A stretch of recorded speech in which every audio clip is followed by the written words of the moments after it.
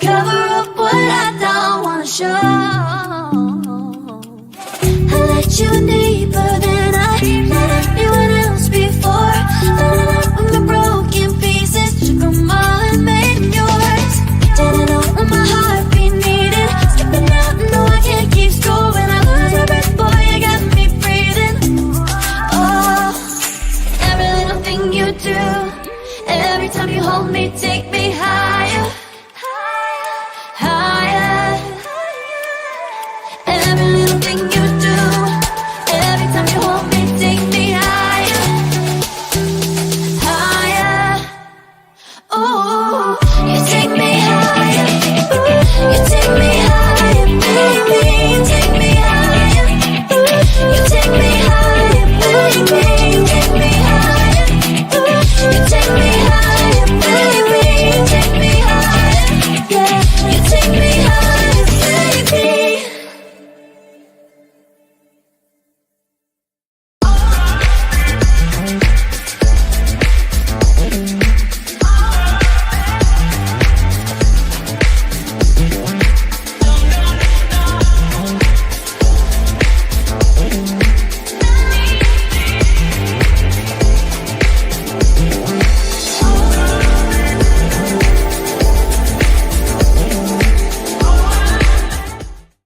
Welcome to Radical Truth, the Power of Aggressive News Show with Lesbian History. I am your host, Ballin, along with the slide it in at the last second and a heart. Oh, Saying goodnight to my family. yeah, Sorry. I know the routine. Shout out to oh, come on. No theaters tonight? We don't know yet. But as you can see from the title, we are going to make a prediction of the first 100 days of Trump's term, and once he gets into office. Leeja Miller, who I really appreciated, and somebody who has given us an open forum to do her videos. I really appreciate it. So, in saying so, I would like to extend an open invitation for if she ever wants to come on the show to discuss some things. Just let me know when and what we're gonna talk about. I have no problem with it. I'll have to ask her. Yeah. Yeah, I'm actually a patron of hers, Mhm. and yeah, I been watching her for a long time. There's been only one time where I haven't seen her source absolutely everything, and so normally she is incredible. Yeah, I'll put out the invitation. Appreciate it. So we're gonna take a look at it. This is gonna be 7 videos. So we may or may not go into the second hour because, as we know, the new rule is we ain't finna rush this to get to Reddit stories and everything else. We run into the second hour, so be it. Whatever. The second hour, as I speak about that, is Am I the A-Hole? Mafia video of the week, positive story of the week, and Foxy's video of the week, in which I got Lazy Anna. 2 of the videos is from yesterday, but 3 of the videos are new. So Okay. But by the time I had broke down Miss Miller's videos, I was like, okay, I'm tired. Yeah. But it was really good. Besides spending time with the family, Anna, how's everything going? Going good. I'm gaining more movement of my neck again, and my neighbor came over with some incredibly rich pumpkin chocolate cheesecake. Like the first bite, delicious. The second bite, ooh, this is heavy. Third bite, I can't have any more of this. Nothing wrong with that. But it was delicious. Next time I will know one bite, and it will. Well, I'm glad. Foxy made strawberry cake. Ooh. I want so bad to. I'm gonna get some tomorrow. Who am I kidding? Susan and us in the house saying Hey, hello. hey. Age. Good morning. Yes, good morning to Susan. Um, I did nothing but put this show together. Uh, I didn't do much of anything. Hmm. Maybe that was a good thing. This is Mm-hmm. about to get heavy. And without any further ado, let's get this party started.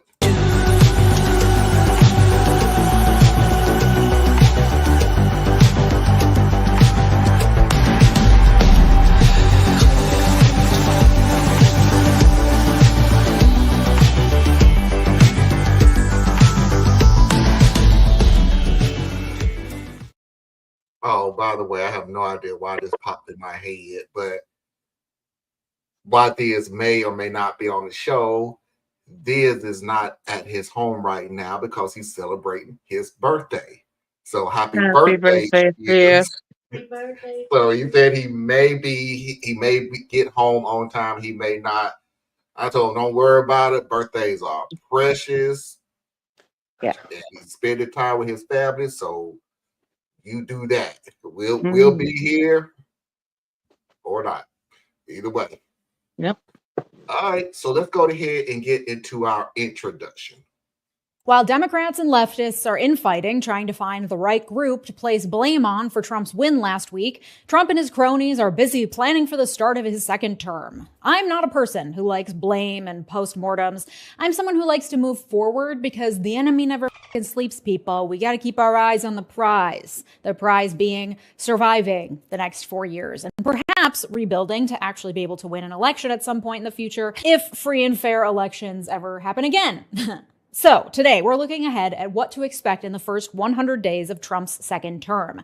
Now, presidents always promise a lot in the first 100 days without actually delivering, so let's not get apocalyptic about it. And to avoid hysteria and catastrophizing, looking at the hard facts can help ground us in what's actually possible, not the handmaiden-filled terrors in our nightmares. So we're going to look at what he said he's going to do, what he did last time, and what history has taught us is actually possible in the first 100 days, though it's unclear how instructive history can be when we continue to be living in unprecedented times, but I'll do my best. Let's get into it.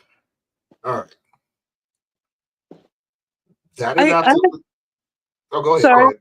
Go ahead. I have to say, one thing that I heard from the Beau of the Fifth Column channel was we really shouldn't keep even mentioning, will there be another vote in 4 years? Even the slight, wondering if it's still going to be around, hoping it'll still be around. Every time we start to say that out loud, we normalize the less of a response to it when it actually happens. Mm-hmm.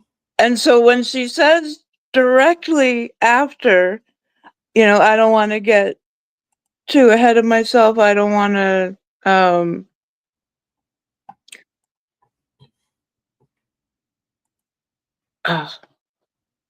sorry, my mind blanked. I don't want to get to doomsday, but let me dive right into the doomsday.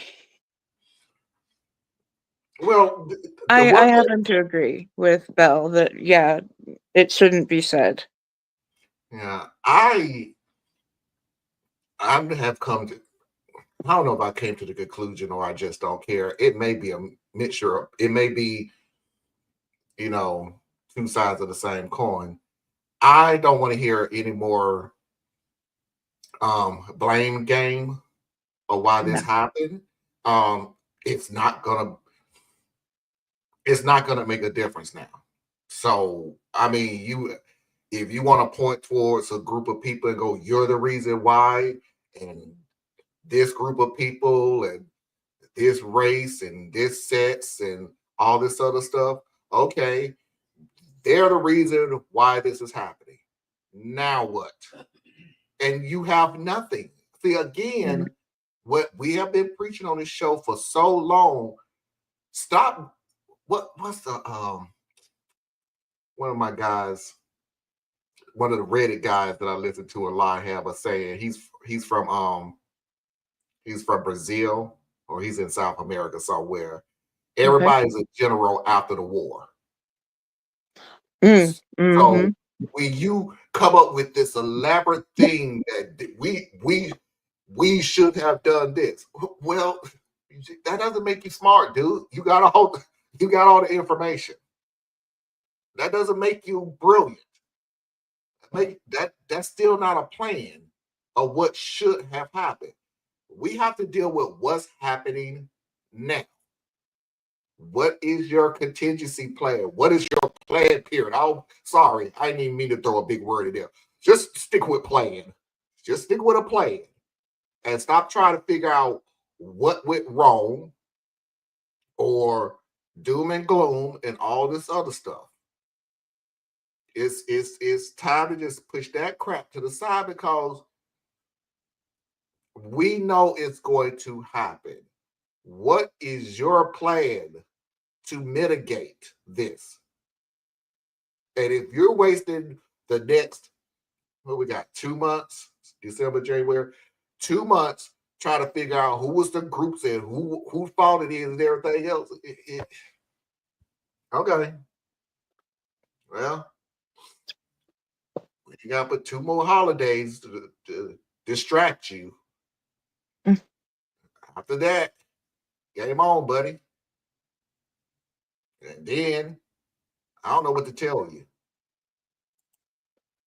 My God, but Jon Stewart looked at the last few elections, and every time they tried to do, these people are at fault, or this is the lesson that we should learn, they were wrong. They were very, very wrong. So, all right, let me see. I don't know why people go. Susan says she's good, and she is. She's Yeah. very good.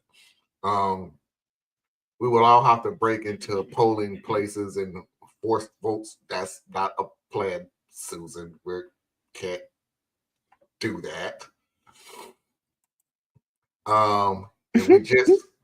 If we just would say this is what we do next time. If we just say it, I think I get what she's saying, but we're still not going to do that, Susan. We're not breaking into anything to force a vote. No. Hey, what's up, Marlon? Bringing out the fancy shirt again. Yeah, it's gonna be some moments where I got to get back into my broadcasting outfit and not relax anymore. Here's Tracy, of course. It's the fault of Harris. How? For being Harris.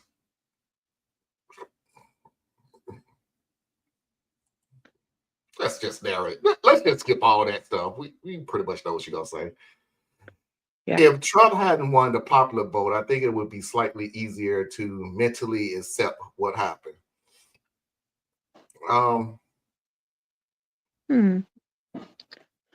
I don't know. I don't find it mentally uneasy to accept what happened. Yeah, I can't find any way of this vote making it any mentally easier. I mean, he lost. I mean, would he beat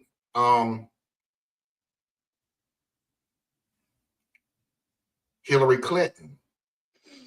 He lost the unpopular vote. I mean, he lost the popular vote. Right. He still won the presidency. So that's the Electoral College. Yeah. Not a thing. So well. It's her fault because of Gaza. All right.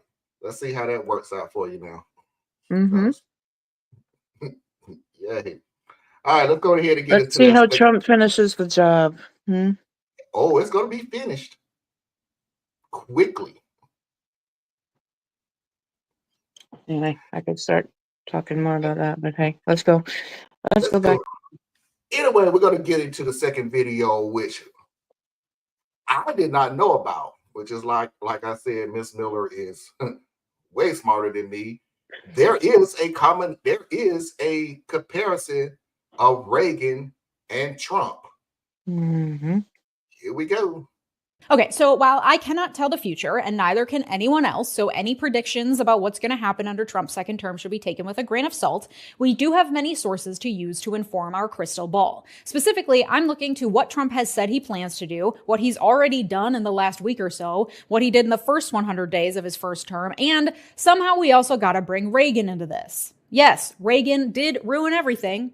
Link to my Reagan Ruined Everything t-shirt in the description, but he did so with a lot of help from his friends, specifically his friends at the Heritage Foundation. That's right, folks. You think Heritage Foundation has just been with Project 2025? No, they've been around since the 70s, and a similar tome hit Reagan's desk on day one as well. So looking to that history and Reagan's use of their plan will help instruct us to see what Trump's use of their plan might look like. But first, let's go straight to the horse's mouth. What has Trump promised to do in his first 100 days of his second term?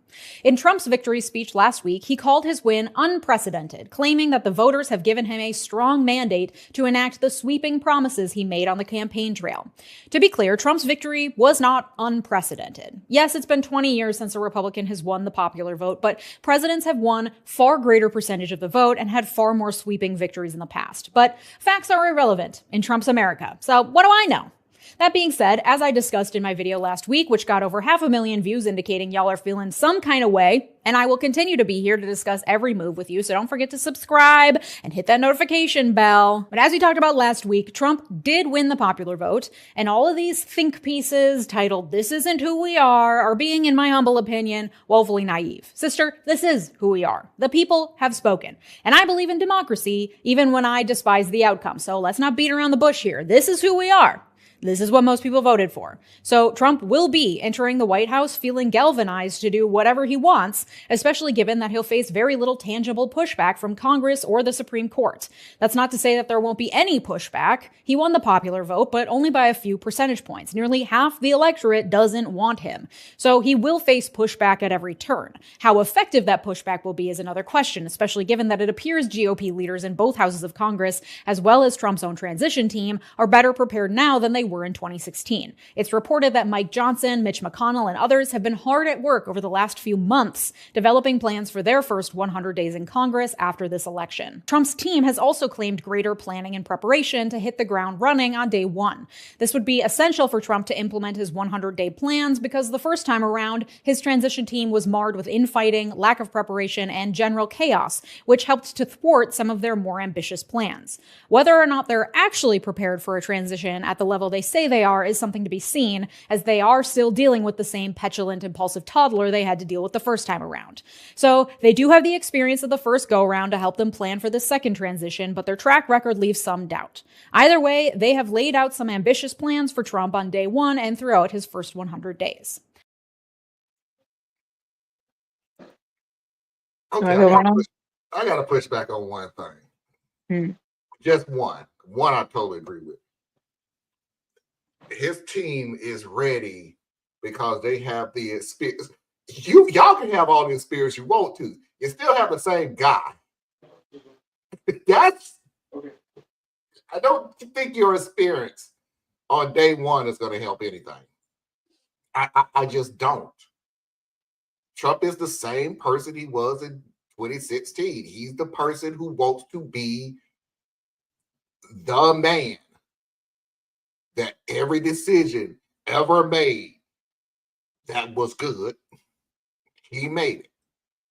Every decision he makes that's bad, it's somebody else's fault. That's one.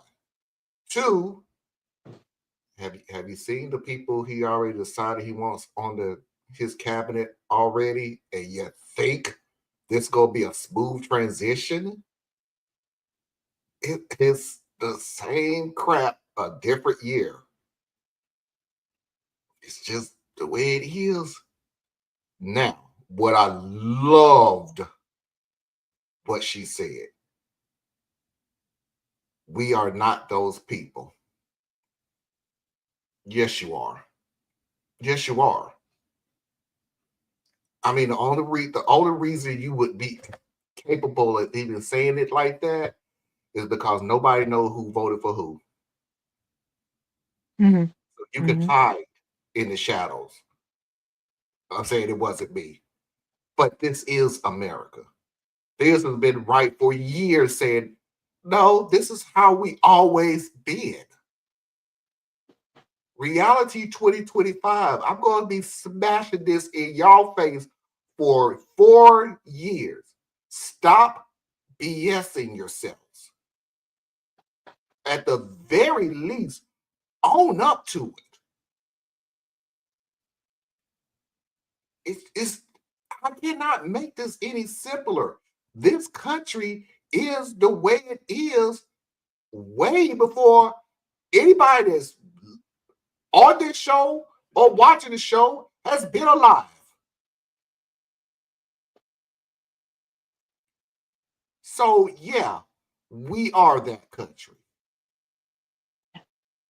And if you got over 20,000 people who didn't even vote, come on. The great words of Foxy. Stop the We BS. have millions. 20 million. Why did I say thousands? 20 I over was 20 okay. million. Ooh, over 20 million. Sorry, I mean thousands. Shoot, I don't even think that would move anything really. 20 million. Well, governorship, but whatever. Y'all know what I'm talking about. Over 20 million people didn't even vote. So, yeah, please stop with this is not who we are. Right. Okay. Okay. Trump is back in office. Who are we then? Okay. He didn't luck in there. He won the popular vote. So who are we then? Or you go end the whole sentence off with, we should be better. Everybody's a general after the war. Come up with great ideas after the disaster. So, I'm done, Anna. You take it away, and I'll be back in 1 second. All right. Yeah, I agree that this is exactly who we are, and it has only been a quote unquote surprise to some people to find out how strongly we are racist, xenophobic, all the isms and all that.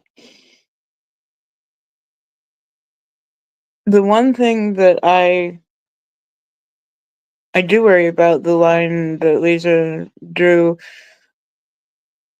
he has a lot more competent people behind the scenes. He may be naming some, in our estimation, buffoons to his cabinet,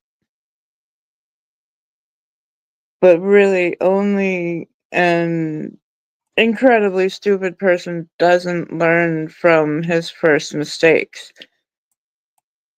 Trump will absolutely learn, will have learned what works and what he has to do to get around what doesn't work for him. So I don't know. We will see. All right. Democracy is not a spectator sport. No. And it's not just voting every so often. Um, not to get into the weeds, but I know a few people who were at the polls. Or I know some people who worked the polls. Hmm. And one of the most disheartening things I heard was, I haven't voted since Obama. I went, Wow. Okay. Look who done showed up out of the blue. Afra Singh. Alpha. How you doing, honey? Same humans in 2016, 1916, 1816, 1716. Yeah. Yeah. Yep. This is that America. Mm-hmm. Lots of executive order, deregulation, environmental standards, approving oil drill projects, pulling out of the Paris Climate Accord again, doing a new travel ban on certain countries, etc. It's coming up, Parker. It is coming up. And yeah, I have no idea why I said 20,000. I wishful thinking. I don't know why my head went to 1,000. That's the one registered. That's the ones that's registered to vote. You know, that's why I said it has to be over 20 million. Has to be way over. Harris ended up getting about 7.5 million less votes than Biden and Trump got. About 1.6 million more than he did in 2020. Yep. Plenty of people eligible aren't even registered. Yeah. Yeah. Yep. The couch has won almost every election since I was a kid. Oh, the ones who don't vote sit on the couch. Hello, Susan. Matt Gaetz did not resign from Congress because he is going to be the AG, but to avoid an investigation. Yeah. Right. Pole Dancer, what conversation are y'all having in the comments?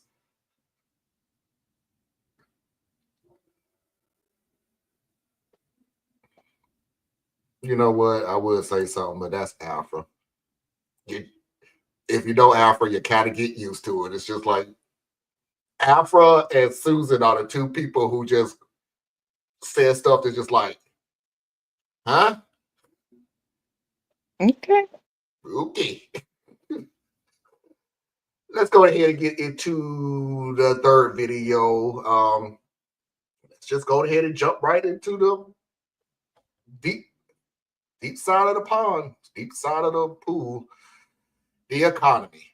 So the first 100 days will include both executive orders signed by Trump himself, as well as moves by Congress at the behest of Trump or to help enact his campaign promises through legislation. The major changes he has promised to make that will happen right away are likely going to be related to the economy, to the border, to energy and fossil fuels, and to the running of the administrative state. First, the economy. One of the top priorities for Republicans in both the House and Senate is to extend Trump's 2016 Tax Cuts and Jobs Act before it expires at the end of 2025. This isn't a change. It's just an extension of tax reforms that gave major cuts to the rich and expanded the budget deficit. Additionally, Representative Andy Harris, who chairs the right-wing House Freedom Caucus, has pushed for Republicans to quickly pass a reconciliation bill.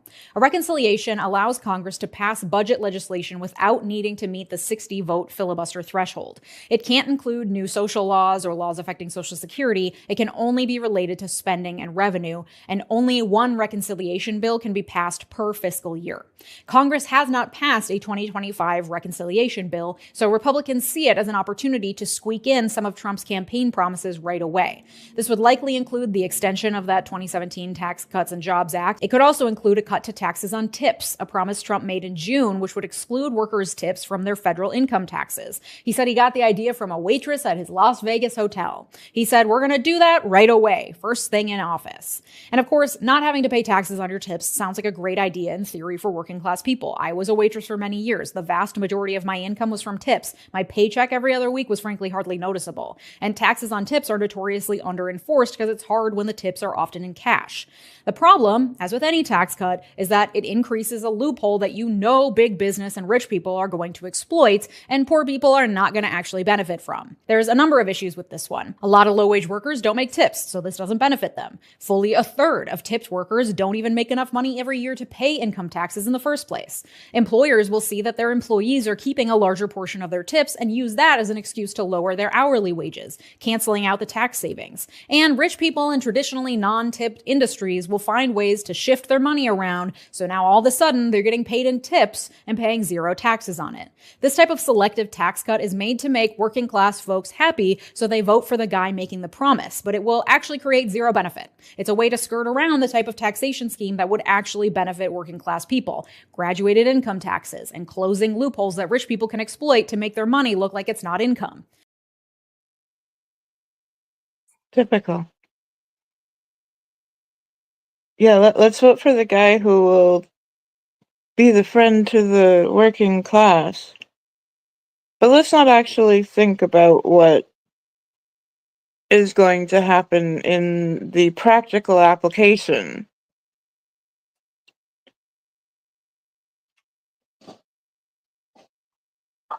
This is just...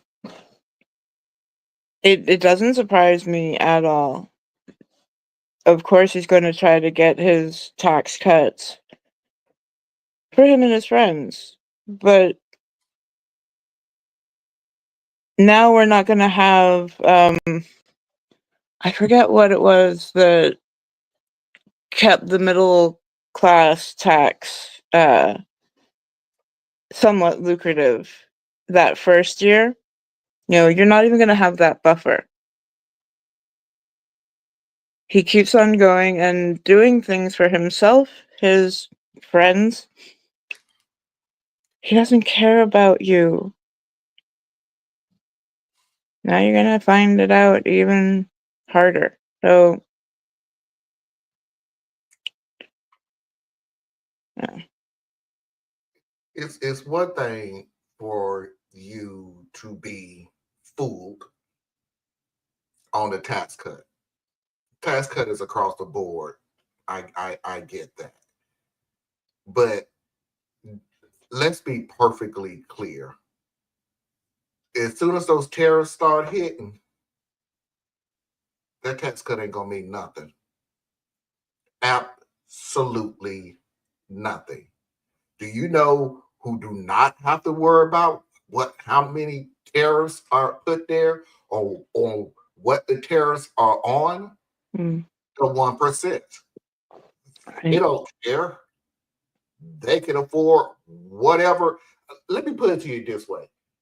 The 1% are capable of being able to take care of themselves regardless of what Trump does. Yeah. The middle and lower class are not. So the whole working for the middle class, and we go, okay, really? I mean, this ain't even rap. There is not a country right now that fears anything Trump does, including the tariffs.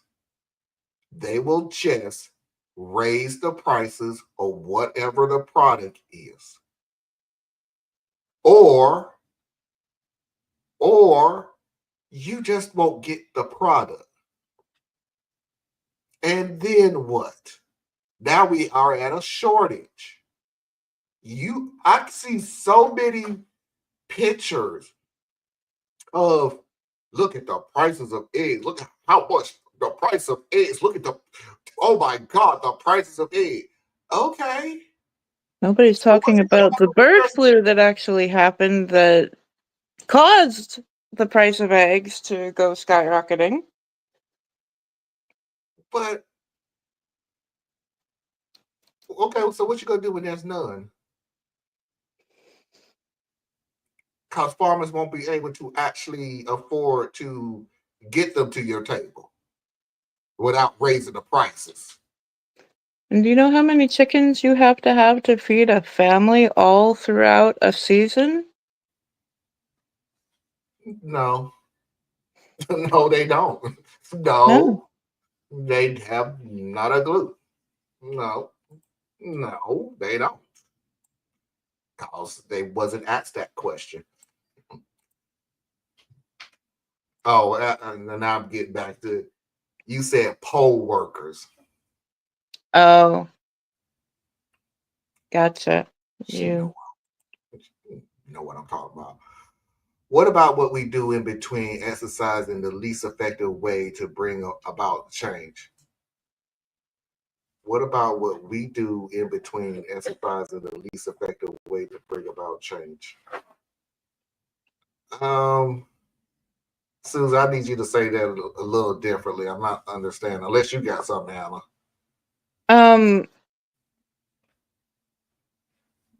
I just want to know, like,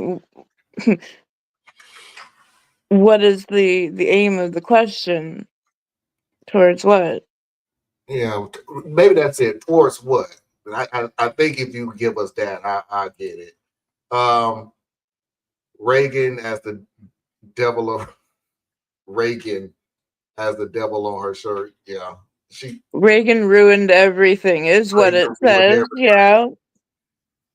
I think I'd like to get one of those shirts. Pole dancing would be good. I just got that. Oh, bro. Of course, Susie, you would. Chair yoga is more my speed right now. Whatever works for you. Whatever you like. He and his friends own tons of business with lower wage work. Mm-hmm. I'm sorry.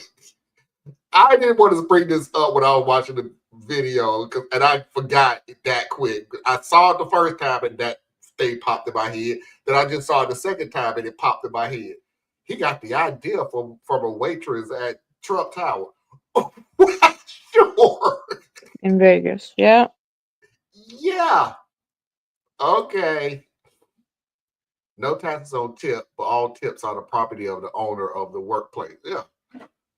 There are some places. I did not know this until recently.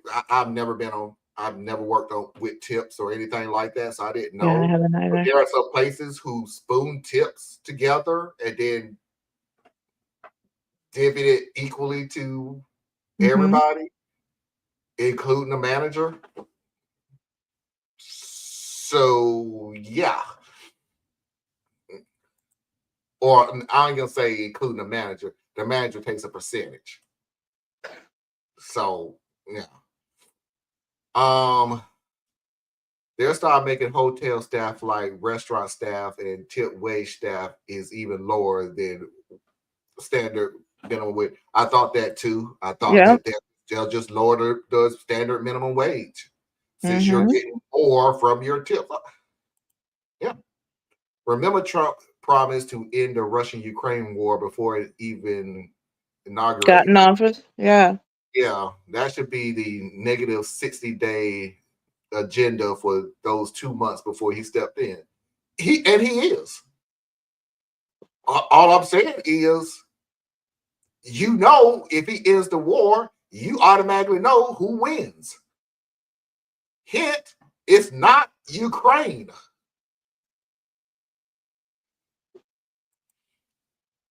If the higher minimum wage ever actually passed federally, they'll make it so most never see it anyway.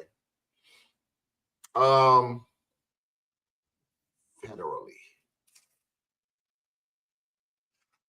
Yeah, if they ever raise it from the 7. Yeah, I know. I can't see it I can't see it passing federally, but it wouldn't surprise me. But I can't see it passing federally. No, not with a Republican-controlled Yeah. House You and got to Senate. remember that we are talking about Republicans, and we're talking about people who have no problem doing some of the implementation of what Trump wants to do, as long as it doesn't mess with their bottom line. So, yeah, I don't. Every economist were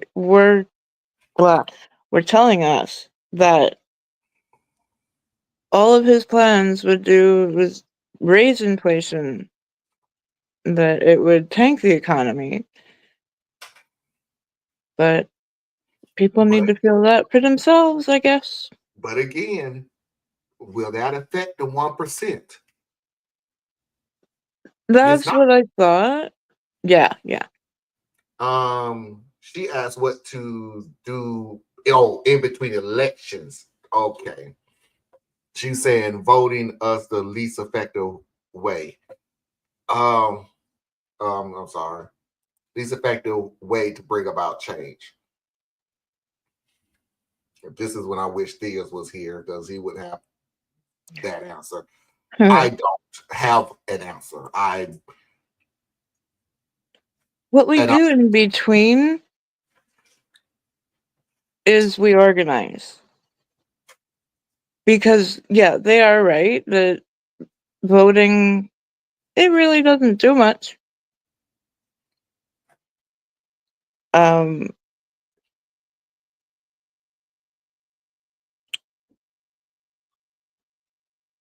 what I have seen a lot of is new organization and people who do not have communities are finding their communities. Yeah, it is the least effective way. So, and for example, like there was a video about organizing on Bo's page.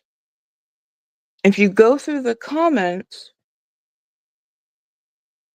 people are finding, even when they're starting out with like, hey, I don't have a community, and where I am, I'm in a deep red state or a deep red county. And but this is the way people are, finding each other. There were, what I noticed a lot was disabled people saying, I can't get out of my house. Um,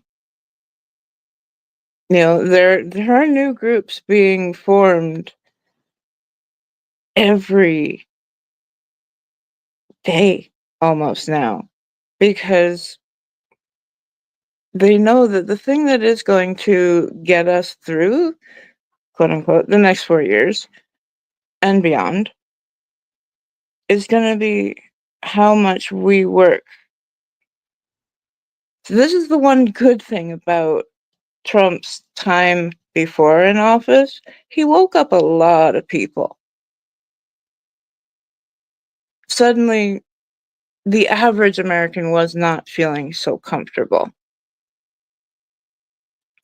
And it will get to the point, like, you remember by the time his 4 years are up, we were ready to throw him out. I can't see anything but that happening again.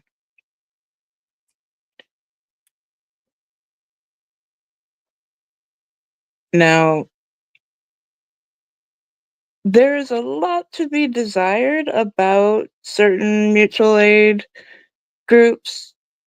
And please, everybody, if you go in, have a set of rules.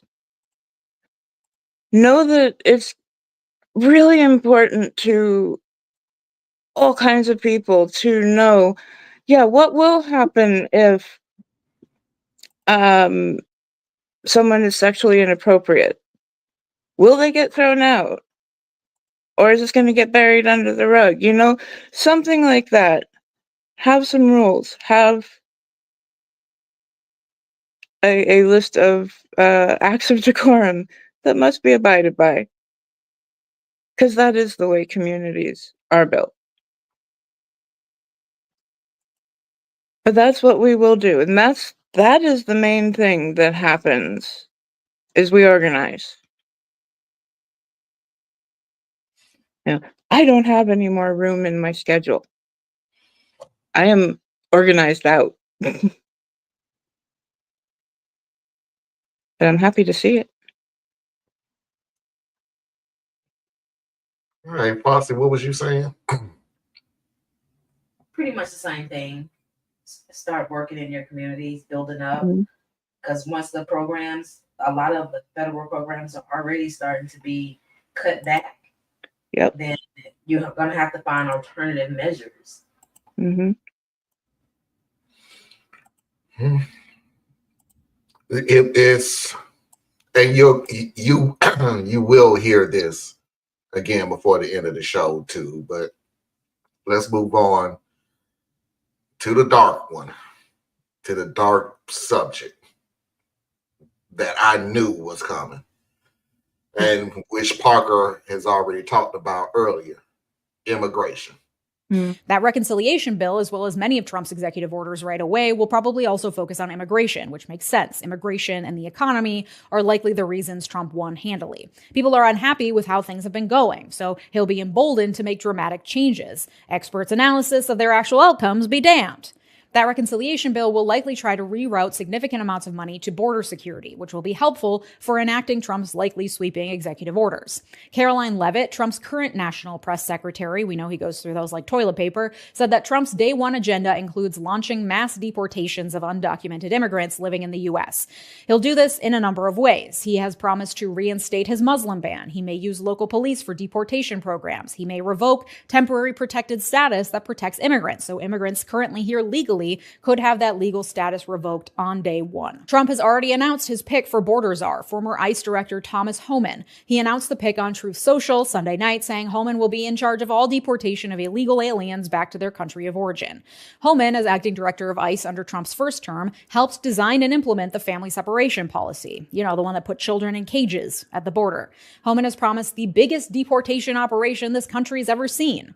He has since appeared on Fox saying that the military will not be used to round people up, but the deportations will instead be conducted humanely by ICE. He likely chose that word specifically to lull viewers into a complacent stupor after the backlash he received when it got out that children were being held in cages at the border last time. His rhetoric hasn't toned down and his tactics will not change. He's just learned to assure people it will be humane to avoid the backlash of last time. Homan is also, of course, you guessed it, a visiting fellow at the Heritage Foundation and contributed to Project 2025. In his role as border czar, Homan would be considered White House staff, not a cabinet position. So he would not have to get Senate approval, but he also wouldn't have the power to direct federal agencies to do anything. So his work would have to go through others with Senate confirmation or acting as officials of those in charge of the federal agencies. But his proximity to the president and experience with ICE means he'll be well connected. The Project 2025 chapter on the Department of Homeland Security calls for, among many other things, ICE agents to be allowed to arrest, detain, and remove immigrants anywhere in the United States without warrant,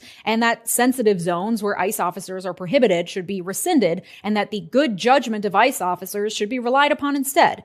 The same officers that are subject to report after report of abuse and inhumane treatment at immigrant detention facilities across the country, including use of 5-point shackles, prolonged solitary confinement, cockroach-infested food, physical and sexual assault, and denial of medications for epilepsy, diabetes, and more. Their good judgment should be allowed to govern how and when immigrants are detained. Reminder that immigrant detention centers are part of the civil system, not the criminal system. These are not people even indicted on crimes, let alone prosecuted, found guilty, or sentenced. They are simply being held awaiting their civil hearings. But yeah, all's well, according to Trump's new border czar, who on day one will begin organizing for the biggest deportation operation this country's ever seen. This will include expedited removal processes as well as massive sweeps of workplaces, which, as we discussed in my video on the Monday before the election, invariably disrupt entire communities, place the fault, blame, and consequences on the shoulders of immigrants instead of the major companies who employ them, and will be indiscriminate, sweeping up anyone who looks brown, including citizens and those here legally. So basically everything you got in 2016.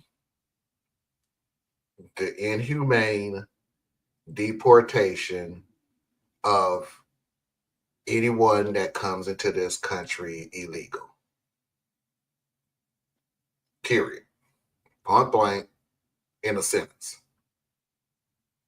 And again, we are talking about a group of people on horseback whipping Haitians who came into this country like we're back in slavery days.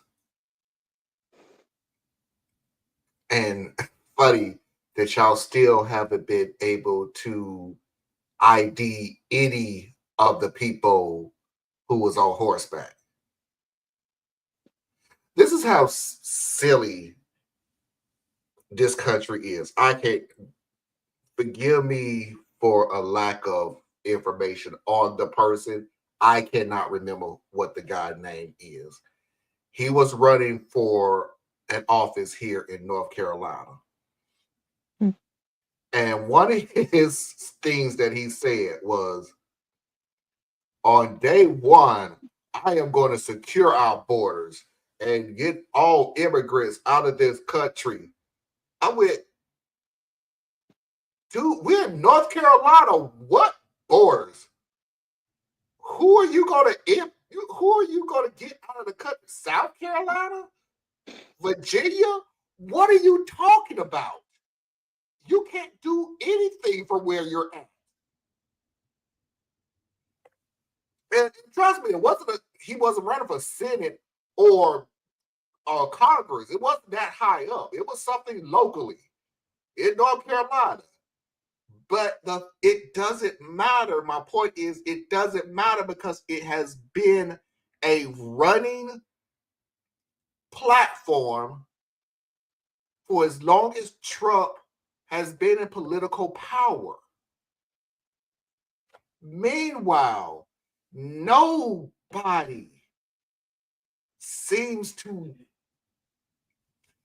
The greatest rant I had was, you reap America, you reap the rewards of this country, and then go and try to hide the history of what you did.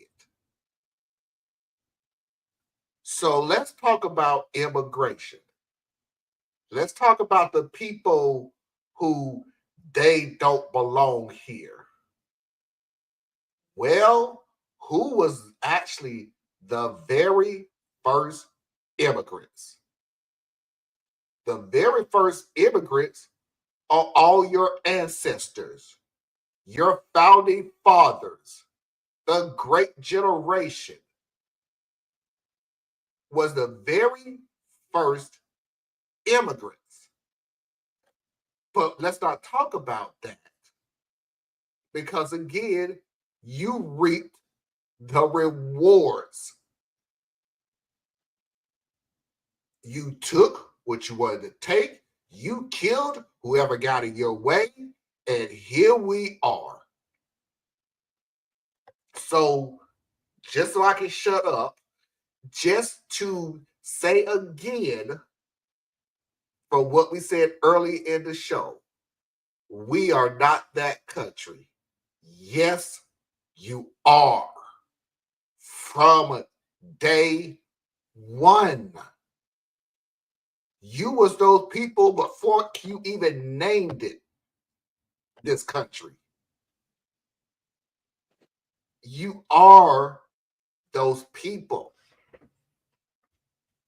If you want to be better, sure, the first thing you have to admit is that you have a problem. Finally, tariffs will not be the only thing that's going to raise the price of food in the United States. As soon as you get those undocumented workers off the farms, and you have nobody that can work those massive acres of land, guess where the price is going to go to? Not going to go to the farmer. It's going to go to us. I will be, no, I'm about to say I would be so entertained to find out what they're going to come up with for their excuse of why this is happening, but I'm not going to be entertained.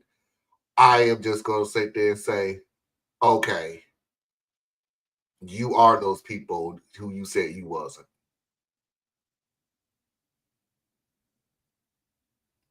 So there you go.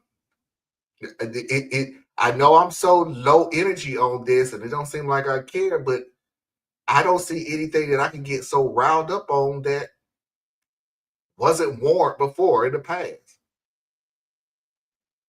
For 4 years. For 4 years? Yeah, for 4 years on this show. I can't get riled up anymore. I refuse to get riled up anymore.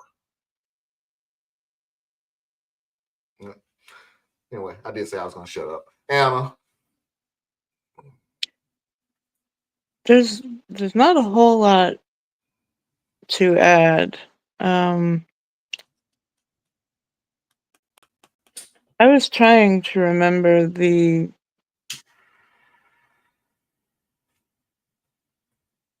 number of people who will be affected by these deportations, and Baby I Mafia. want to. Baby Mafia find it. Baby Mafia will find it. I want to say like 1 in every 15 people has a family member who will be caught up in this whole deportation thing. And this is going to reach far further than we even thought. This is going to just, like you said, take away the workers of all the jobs that Americans have not wanted to do for generations. So what happens when you start losing a lot of a farm's worker population? We don't have food coming out.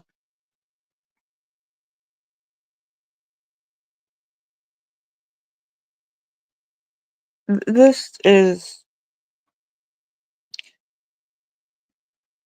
it's going to be heartbreaking. Yes. One thing that I can never promise is that, I won't get riled up. And I probably will. I do not like to see when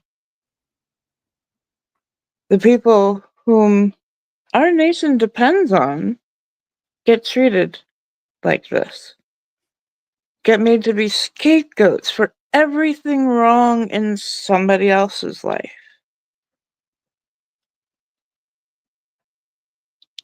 This is going to hurt everybody. And they will see, I keep on having they will FA and FO. Well, they already effed around, so they will find out pretty soon. But like I said, there's not a whole lot to add. So it's hard to join a community, much less start one when you're an extreme introvert like me. I am. But it's necessary and good for introverts, even when it hurts. Susan, I can help you out by saying just one thing. You can join a group. You don't have to be the speaker. You can join a group. That doesn't mean you got to go to the podium and all that other stuff. If you have an idea, you can pass it on to somebody else. Hey, I heard what was said. I think I got a slightly better way. So what do you think? It's hard, but it's not impossible. It's hard, but it's not impossible. Right. I've been held by the Border Patrol coming back to the U.S. multiple times. Wow. Really? I'm sure. Sorry. Susan, a lot of folks organizing our introverts and organizing help them interact because they have a goal. Remember what we did say though. That. At least what Thea said, and I agree. I'm not putting words in Anna's mouth, but I do agree on it. The organization is going to have to be in person. Don't do this crap online. Mm-hmm. Do not do any of this online. Do not think I'm going to go and start a Reddit account to organize it. Don't, bruh. The first thing they've been trying to do for the longest time, remember how they've been trying to get rid of TikTok for so long? They'll literally come up against anybody that any internet platform. Y'all think I was joking. I give myself to the end of 2025 before they come up with an excuse to kick me off.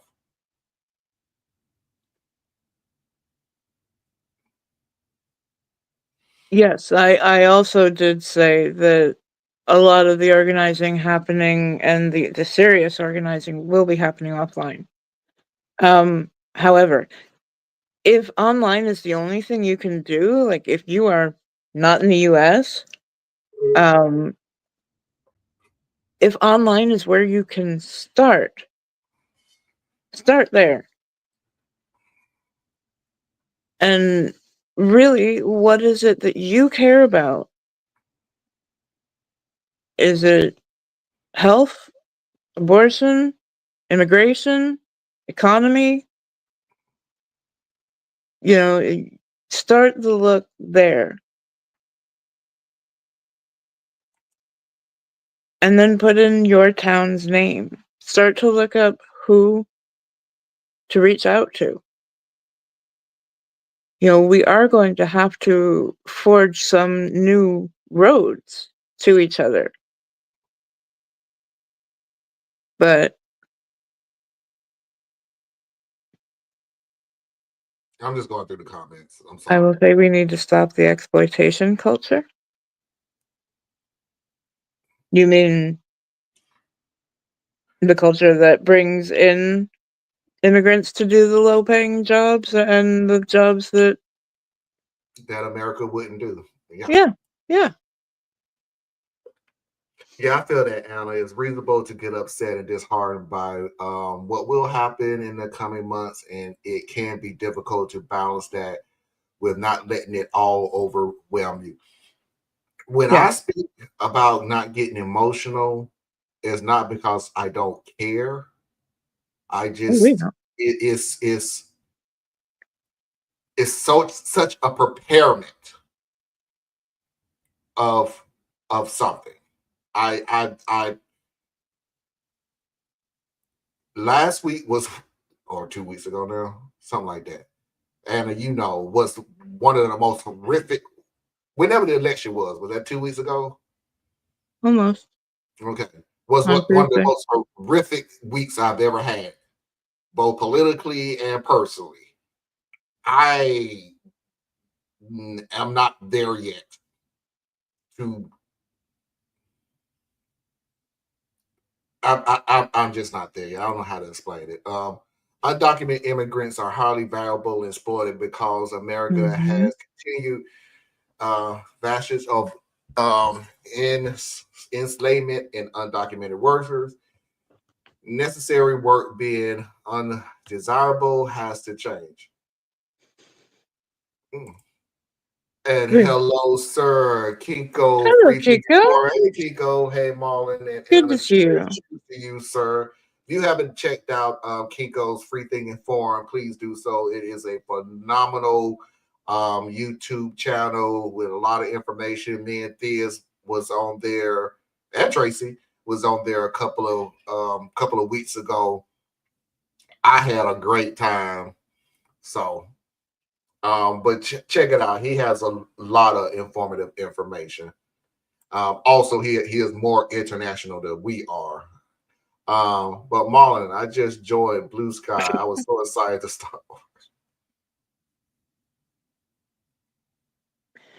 Start there.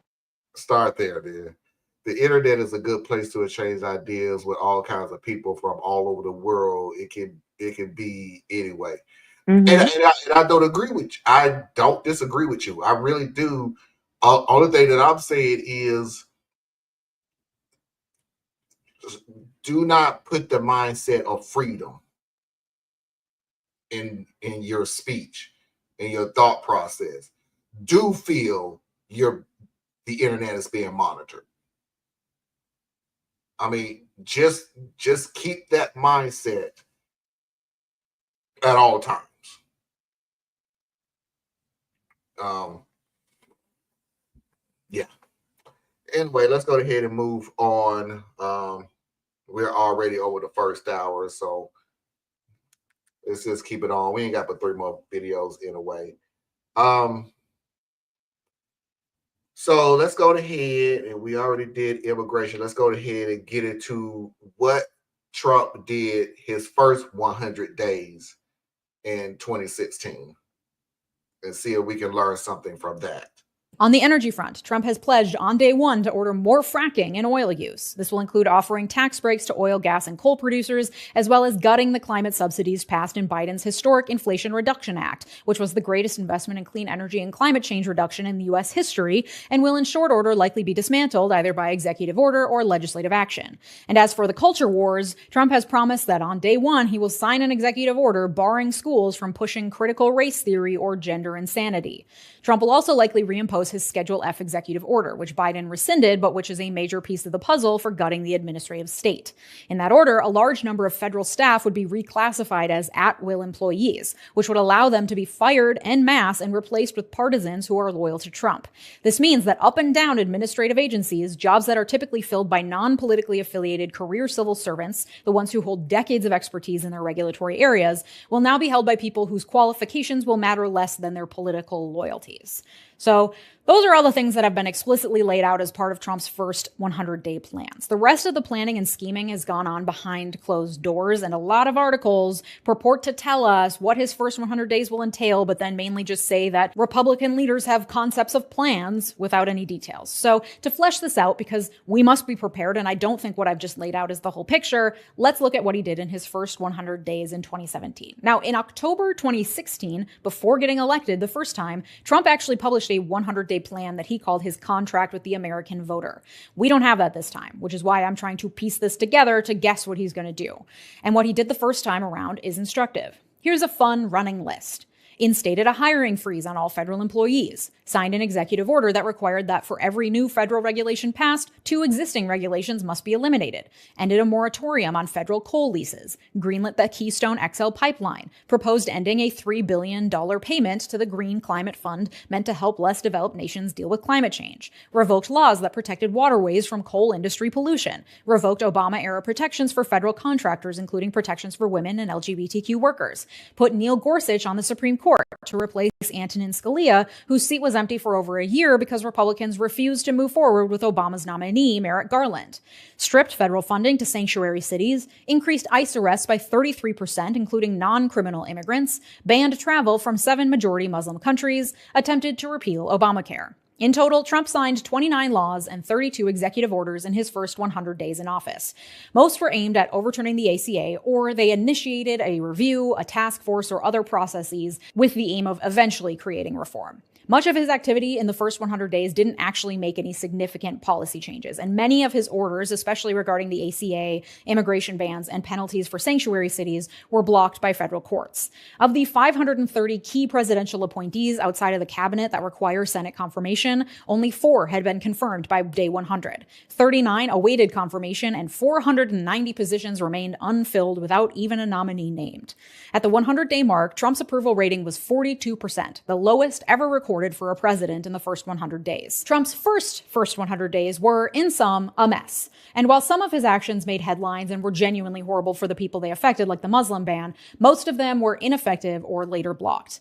This time around, he's claimed to be more organized. He has the federal judges he appointed from last time to help his orders and legislation sail through, and he has the Project 2025 mandate for leadership, as well as its architects, as a guide.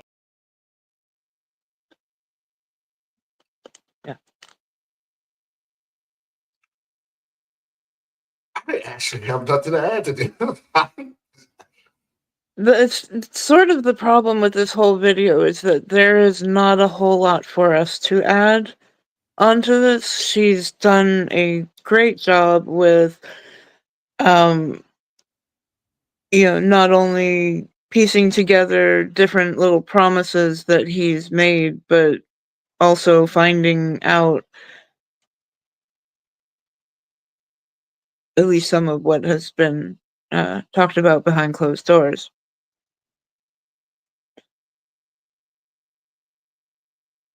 We know that typically,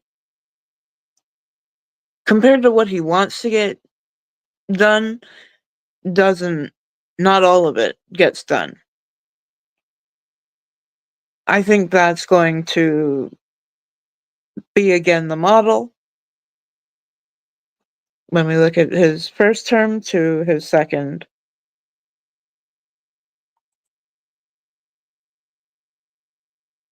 The one thing I would just caution people, even if you have to wake up and tell yourself, I'm not going to look at the news today, or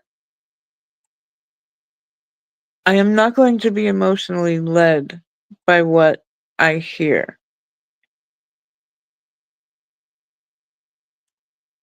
Because if you do, it's going to be a really long 4 years. That what you said reminded me of something that is near and dear to me. What's that? um, your mental health is going to take a enormous hit these next 4 years. Mhm. Enormous hit. Please be aware of who you are. Please be aware of your sleep patterns. If you're not able to sleep once you done laid down and all this other stuff, I purposely make sure not to watch anything political at all before I go to bed. Like nothing. I don't watch action TV shows. I don't watch anything that's going to raise my adrenaline. So with that said, there is no way I'm going to watch anything politically charged early in the morning. It will affect you. I don't care who you are. I don't care how Billy Bad Butt you think you are and everything else. Don't do it. Trust me, I looked at CNN. They'll be showing it again this afternoon and the evening and at night. Yeah. Believe me, they ain't gonna skip a beat. Let's go ahead and get to these comments. Also, if you haven't hit that like button, please do so at this time. I would truly appreciate it. Thank you. Think about how people indigenous to their land are being exploited in highly profitable areas like coltan mines in Congo. They need safety, fair play, infrastructure, not new workers. Yeah, and I agree with that. And that probably is Yeah. one of the first things that Trump is going to, not Congo, but in the United States, try to get rid of safety regulations. Yeah. Why? Because safety regulations cost money. We're trying to Yeah. save millionaires and billionaires money. So we need to And stop this. Elon Musk is wanting to cut $2 trillion out of the budget. He's gonna have to find. Find it somewhere. I have an ex can't go. I don't think it's you though. But the irony, if it was though. That would be an irony. But the irony, if it was. Um, yeah, like when you was all over the story about the Cop City protesters organizing, getting charged with RICO in Atlanta, they definitely would try to affiliate or criminalize certain groups and organizations. Yes. And again, going And back that's to this, why we say don't organize online. yeah, you're giving your blueprint away, even if you have the greatest blueprint in the world.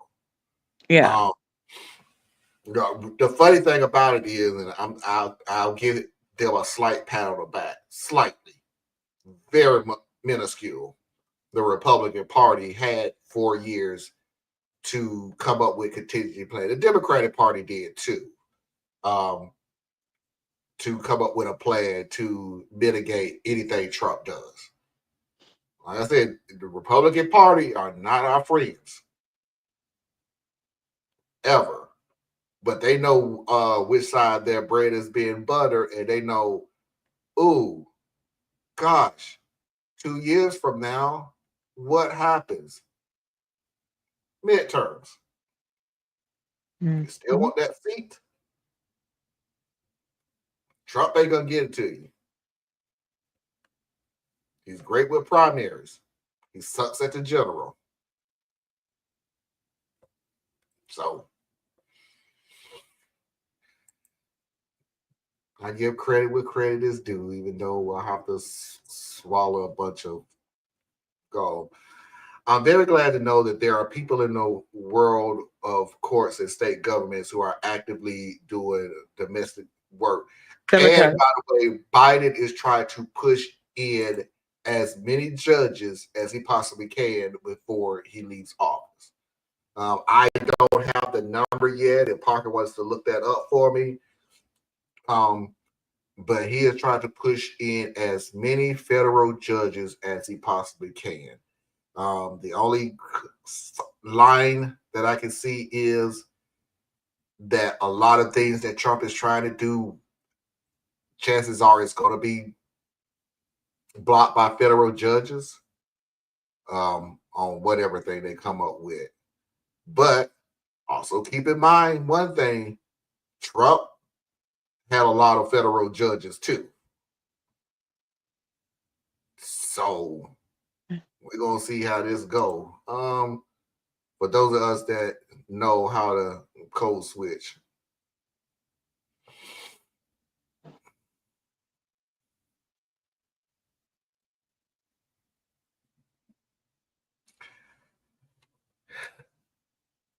Let me think about what you just said. Because in a way, Afra, at this point in time, I don't think we need to be look at code switching as a bad thing right now.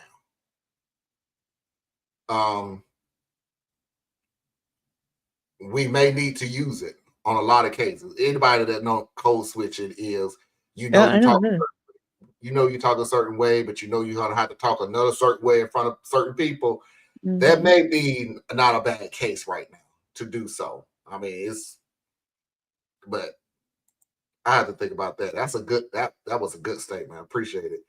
Stay true, but do what you want to do to stay sane, safe, alive, all that.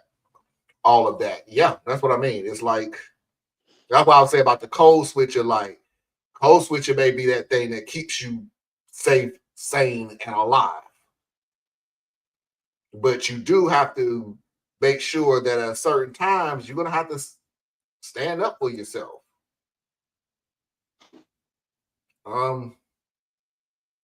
I allow people to make comments on here all the time. The only wording that I ever had was be respectful.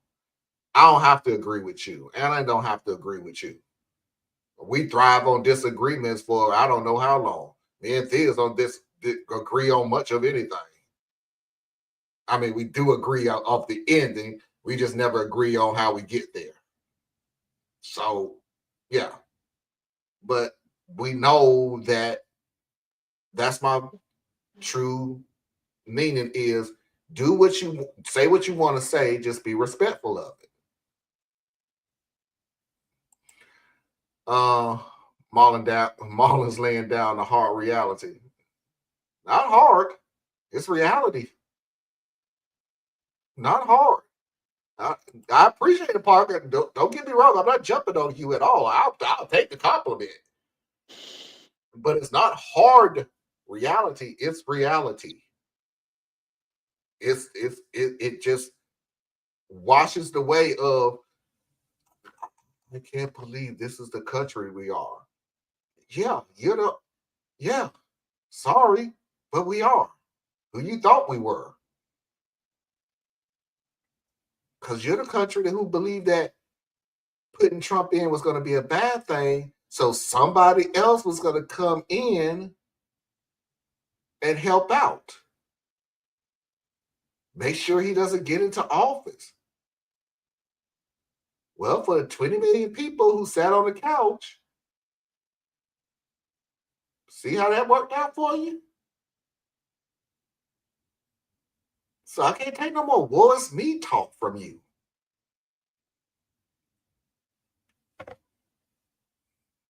Oh, well.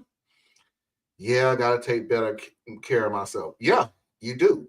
Mental health is one of, you know what's so funny about mental health, Anna, to me, is that's the last health thing that you think about when it comes to health issues, health problems.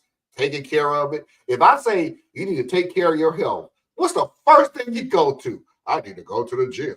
I need to jog more. I need to watch what I eat. You like, bruh, if your brain is effed up, none of this matters. None of what you do physically matters at all. Oh my God. Chair yoga. Yes, Susan. Chair yoga. Okay. We got you. Parker is busy watching the Bengals game. I didn't even know who playing tonight. My team didn't play this week, so I didn't even care. I've been code switching most of my life. I get carried away sometimes, though. It happens. You're so used to it. It's automatic. Let's put it that way. It's automatic. You just see a certain person or a certain group or a certain class, and you just know automatically don't talk the way you normally talk. And it just pops in.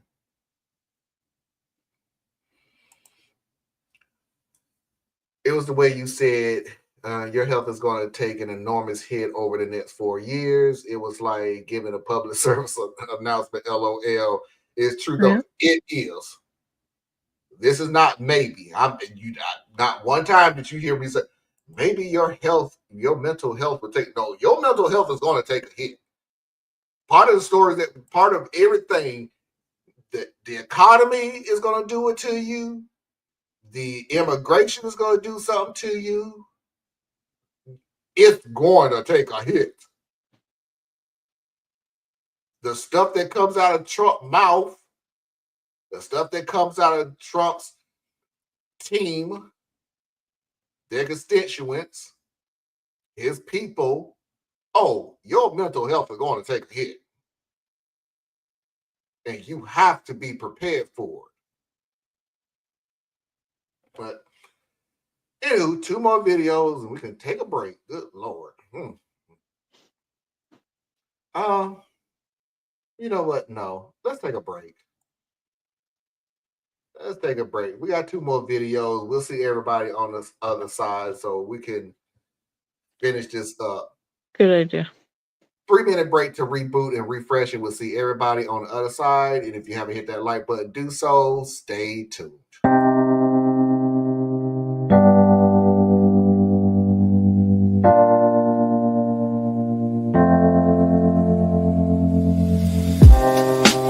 Living for weekends, wishing I could take a break from this world. Running on a hamster wheel, but searching for something I can't feel. I just wanna be a lost girl and fly. Take a breath, feel my wings spread, levitate above the ground and make eye contact with clouds. Now I'm rising, I'm soaring above it all. I just wanna be free, finally, I wanna be free.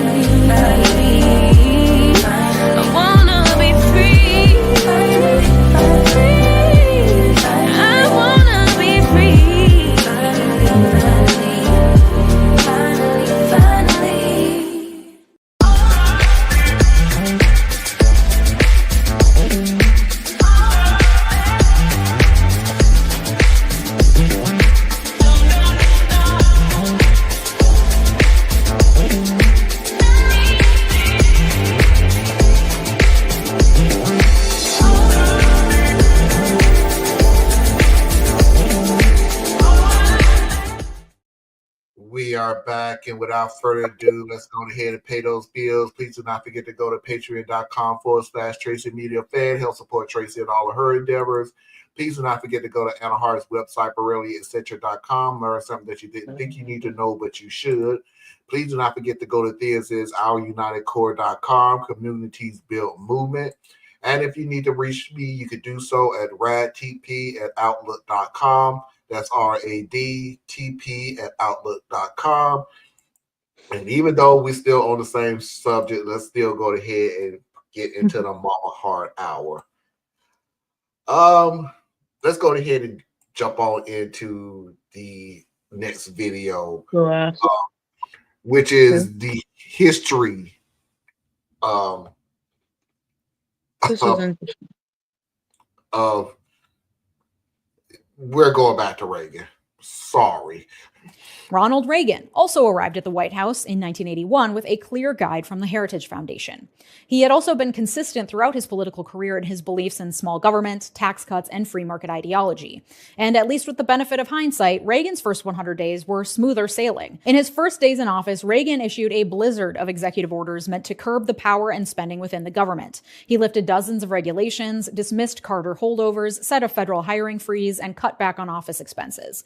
Reagan also entered the White House at a time of economic strife, with a long period of high unemployment and high inflation not fixed by his predecessor Carter. Americans were therefore ready for a change, and so Reagan focused solely on the economy in his first 100 days and hit the ground running, but not with immediate passage of major policy changes. Instead, he put together a package of proposals for 83 program changes, 834 amendments to the federal budget, and 60 new pieces of legislation. And then he went to work selling the American people on that plan. He focused on maintaining a sunny, can-do attitude, speaking positively about what America could be, and he engaged in political theater, using his B-list acting skills to convince the American people that he was there to help them, that they would be taken care of, that anyone who criticizes his spending cuts for the needy had just fallen for bureaucratic propaganda from people trying to keep their government jobs. All while, with a twinkle and a smile and a little wink, proposing tax cuts and trickle-down economics that would enrich the 1% and lead to stagnant wage growth for the next 40 years. He courted everyone from the Congressional Black Caucus to anti-abortionists to the Democratic Speaker of the House. He let NBC film a day in his life for an hour-long TV special focused on his work on the economy. He sat down and spoke to the American people directly, and he charmed the pants right off of them. Not in a sexy way, like in a, hey, these are my pants now and you're gonna like it kind of way. Then he got shot. He managed to avoid any major political flub, and he survived an assassination attempt, which historically always bumps up approval ratings. All with a sunny, can-do attitude. So while it took Reagan far more than his first 100 days to enact the legislation, tax cuts, and other initiatives that would go on to ruin everything, link to buy my shirt is in the description, he was able in those first 100 days to bond with the American people and to woo enough insiders to eventually get things done. Post-Reagan analysis out of the Heritage Foundation found that Reagan successfully initiated about 60% of the proposals that landed on his desk on day one from the Heritage Foundation. Many of the staunchest supporters of that agenda were disappointed by that 60% figure, but it was enough that we're still dealing with the fallout 40 years later because Reagan did, in fact, ruin everything. And anyone who's perused the Project 2025 plan would likely say that implementation of 60% of what's proposed in that 900-page tome would unquestionably change the fabric of American democracy and government for multiple generations. Whether his rollout plan goes smoothly is another question, but the people pulling the strings behind the scenes have been hard at work for the last 4 years, doing their darndest to make sure they're ready to hit the ground running on day one. I want to make something clear to everyone. The Heritage Foundation know that these ideas are unpopular. They know that this will not be best for all of America, just a few. But one, they don't care. Two, they just need somebody to sell it. Reagan did his job. The charismatic, gun-ho, the world is on fire, but there's nothing to see here mentality that he has done worked flawlessly. The majority of the stuff Reagan did was not his plan. His job was to sell it. Sounds familiar? Trump is the. If you look at Project 2025, they know the American people is not going to want this crap. They know it. And they know they're not in no popularity contest that they can go online or social media or YouTube or anything and put their face out there to sell it. So they needed somebody to sell it to you. Enter Donald Trump. He can sell their ideas. He is the newest. The world is burning, but there's nothing to see here. He knows this guy will get enough of their agenda in and sell it to the American people like it's apple pie. It's the American way. It's the Christian way of doing things.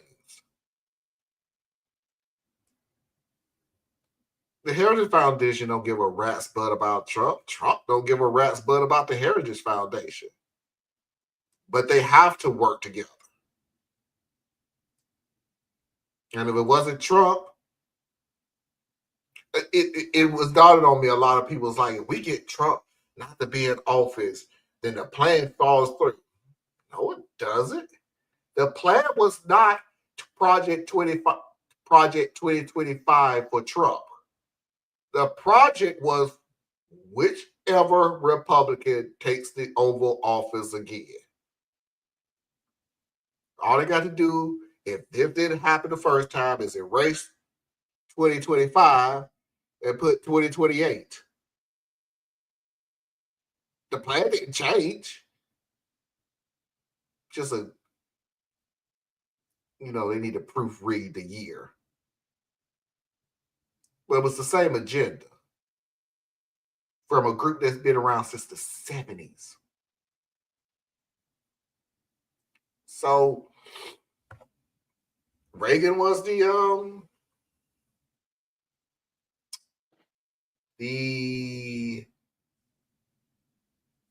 first project. I know there's a better way of me saying it. I just can't think of it right now. Either way, he was the first. And what's so funny about this group? 50%, over half of their agenda went through, and they were still upset. They wanted all of it. Mm-hmm. And even 60% wasn't, great for them. Wasn't enough rich people came out of the Reagan era. Wasn't enough poor people reported during the Reagan era. People still had freedoms during the Reagan era. We can't have that. So they get a do-over with Trump. So, yeah. This blueprint has been around before a majority of it has been born. Yes, Parker, including you. We know you was born in 1999. We get it. But just trying to make a point. Anna?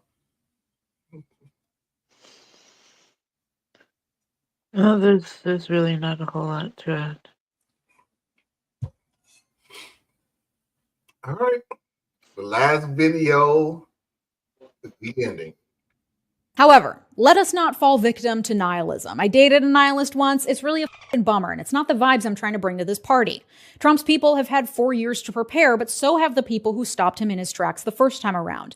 Numerous organizations, from the ACLU to the International Refugee Assistance Project, to state governors around the country, to leaders in Europe and elsewhere abroad, have vowed to work to protect the rights of immigrants, LGBTQ folks, and other minorities, to protect First Amendment freedoms, including freedom of speech and freedom from religion, because yes, that's part of it, and more. This will happen through the courts, through state actions and laws, through outreach and mutual aid, and a lot more. And organizing doesn't have to be formal or fancy. You can organize your own community, the group of friends and people you already have, to participate in small daily acts of resistance in your own way. This includes communicating with your representatives, staying on top of legislation, and voicing your support or opposition, but it can also include literally just making a time to meet with your community regularly, to just be in community with each other. It doesn't have to be political, and it doesn't take moving mountains to do it. For example, I've always been jealous of characters in TV shows and movies who just have a standing coffee or lunch date every week with their group of friends, and I'm lucky enough to have 3 childhood friends who still live near me in Minneapolis. So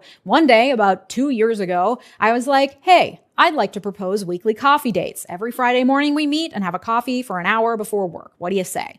And now, without fail, for the last 2-ish years, we meet at the same coffee shop every single Friday, unless we're all busy, which happens pretty infrequently, to check in with each other. We have a shared note on our iPhones we call the weekly docket, where we can all add topics throughout the week to discuss on Friday. And these topics range from what's on your bucket list, to relationship updates, to planning birthday parties, to discussing our aging parents. It's something we all look forward to, and it's a standing friend date that truly improves all of our mental health because we are in community with each other. And I'll admit I felt really vulnerable even among my closest friends proposing this because, I don't know, I feel like a burden when I ask people to spend time with me. It's something I need to discuss with my therapist probably, but it was so worth it and not that difficult to organize. Highly recommend. And if you're someone who's more interested in digital community, my Patreon is a growing community of like-minded people who are interested in organizing, being in community with each other, sharing ideas, and more. I have some big plans for growing the Patreon as a means for creating connection, learning, activism, and more. So if that interests you, or you just want ad-free, uncensored access to these videos, which you'll also get, come on down. The link is in the description. Something we already talked about. I was going to say, we already touched this. Yep. Organize. Get with a group. Talk to each other. Me, Anna, and Thea's talks. We talk so much during the week, it ain't funny. And it's not little things. Hey, how you doing? Blah, blah. I mean, we be having paragraph conversations with each other, back and forth. And it be on so many different subjects. And I thank Anna and Thea's because sometimes they're like my anchor to reality. Like, this is what's going on. You should see what's going on. Here's a video of what's going on. And I appreciate it. But that's something you can do. Your friends, your family, you can text each other. You can message each other. Just don't be isolated is all I'm really trying to say. COVID isolated a lot of people. And on the other side of COVID was a lot of stuff. Oh, no, second out. A lot of shit happened after COVID. And I do blame some of it on being isolated. People who were literally getting into their own brain now. People who was in that what's the word? Fox and all the other people when they got into their what is the word when you just decide you only gonna be with only listen to this certain topic with this certain group? In a silo? In a silo, A news silo, or a rabbit hole? No, the rabbit hole is when you just go on the internet and you just keep reading and reading and reading and reading and reading. But anyway, a silo will work. You just protect yourself. The news silo, yeah. Yeah. But anyway, Anna, I'll give you the final word.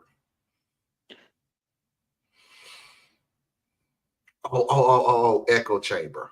That's what I wanted to say. There you go. The echo chamber. Thank you, Alfred. Echo chamber. Yeah.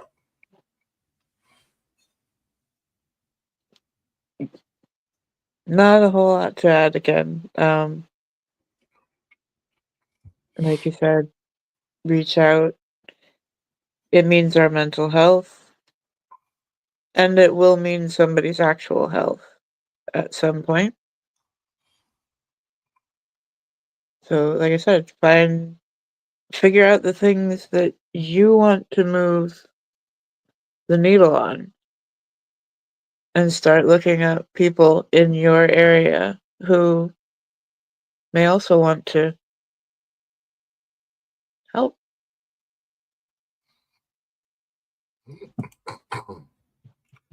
Susan, I'm only here for my mental health moment. You come here for your mental health? Okay. They do not care. No, they don't. They don't. And won't. Let me throw that back at you. They don't, and there is not a situation that's going to come around when they will. No, they won't. Mhm. Vance is not going to be able to sell it. They miscalculated here, or Trump Jr. and Eric were falling all over their own legs and falling over their legs and right in the way of the agenda.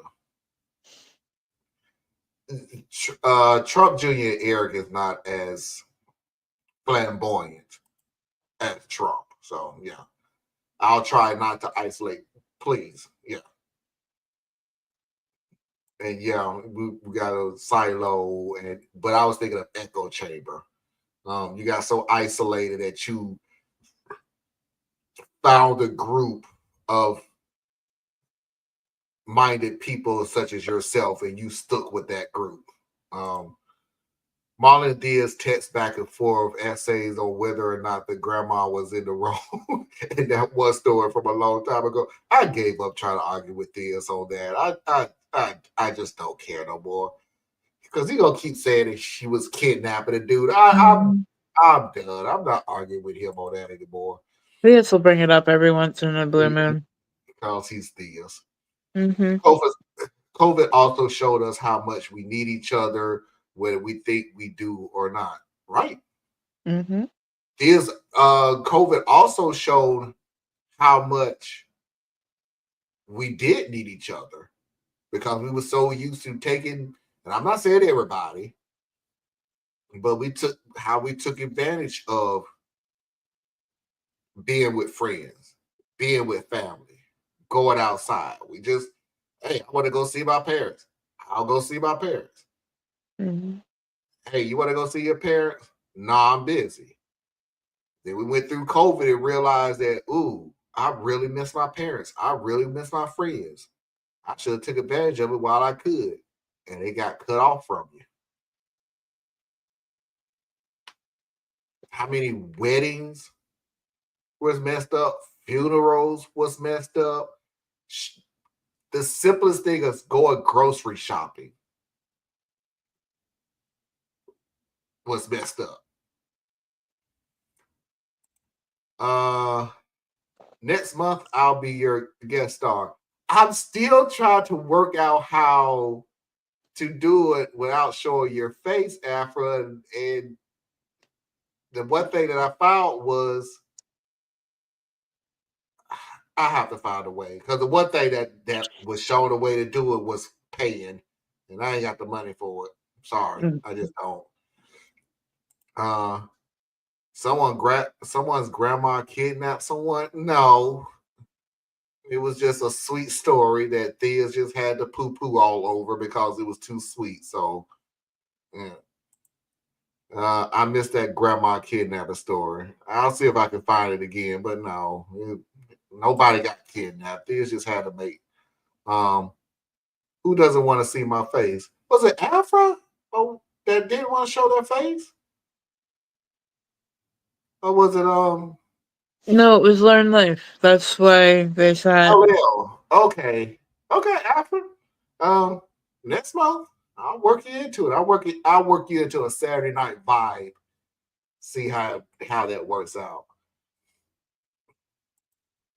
Afra, it's those great games. Gotta watch those old people with their walkers and little mobilized scooters. You laugh, but it's so funny that at one time I kind of heard that it was the gray gang. The old people that was just like, and the funny thing about it was during COVID.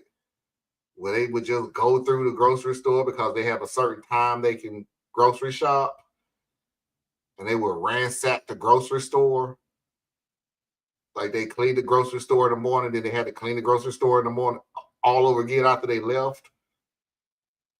Okay. And you can see my face. So Afro, I'll take you up on it. I'll take you up on it. All right. Thank you, everybody, for hanging in there with us. Again, if you haven't hit that like button, please do so. We're almost at the tail end of our show. Am I the a-hole?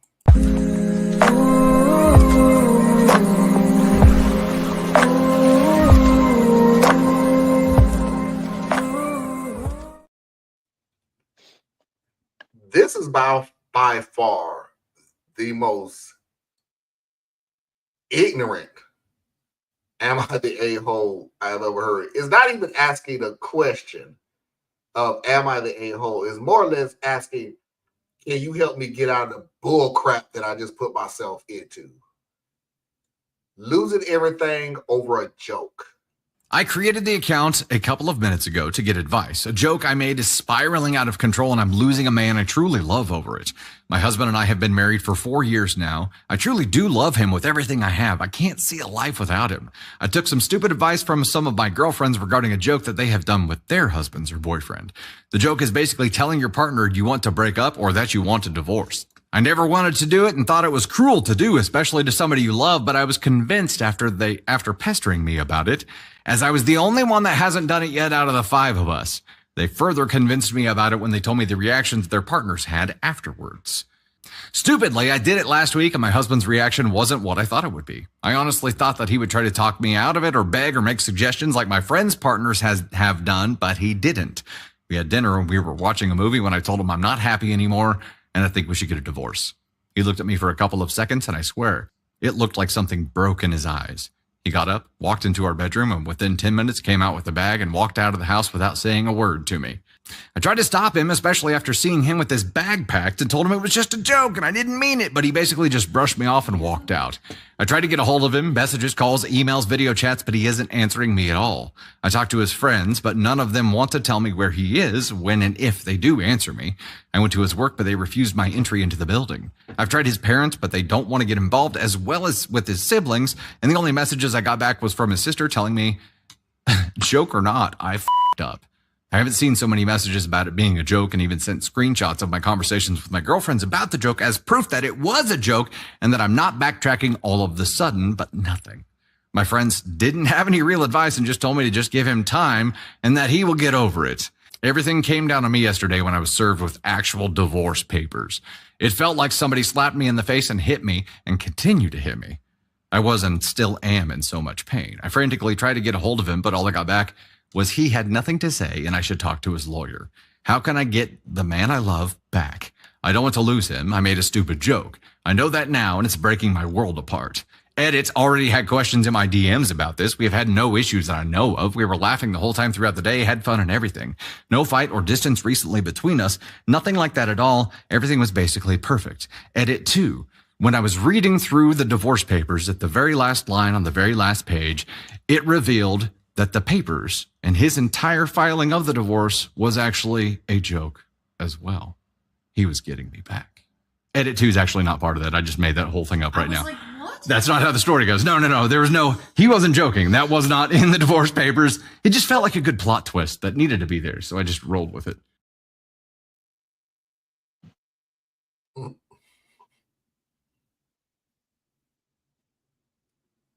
not sure there's anything you can do.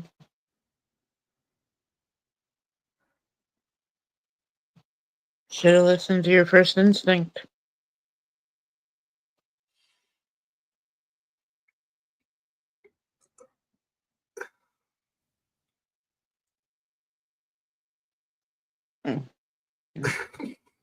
That's really...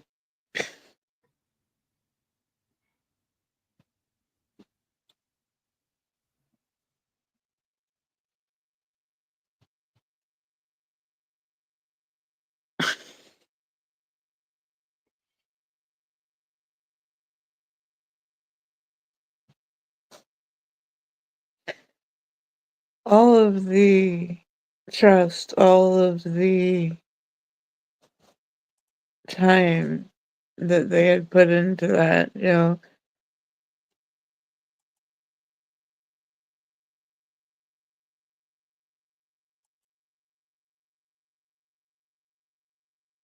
doesn't matter.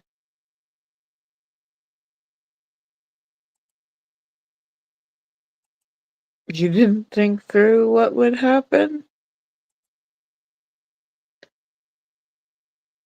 This is not a joke.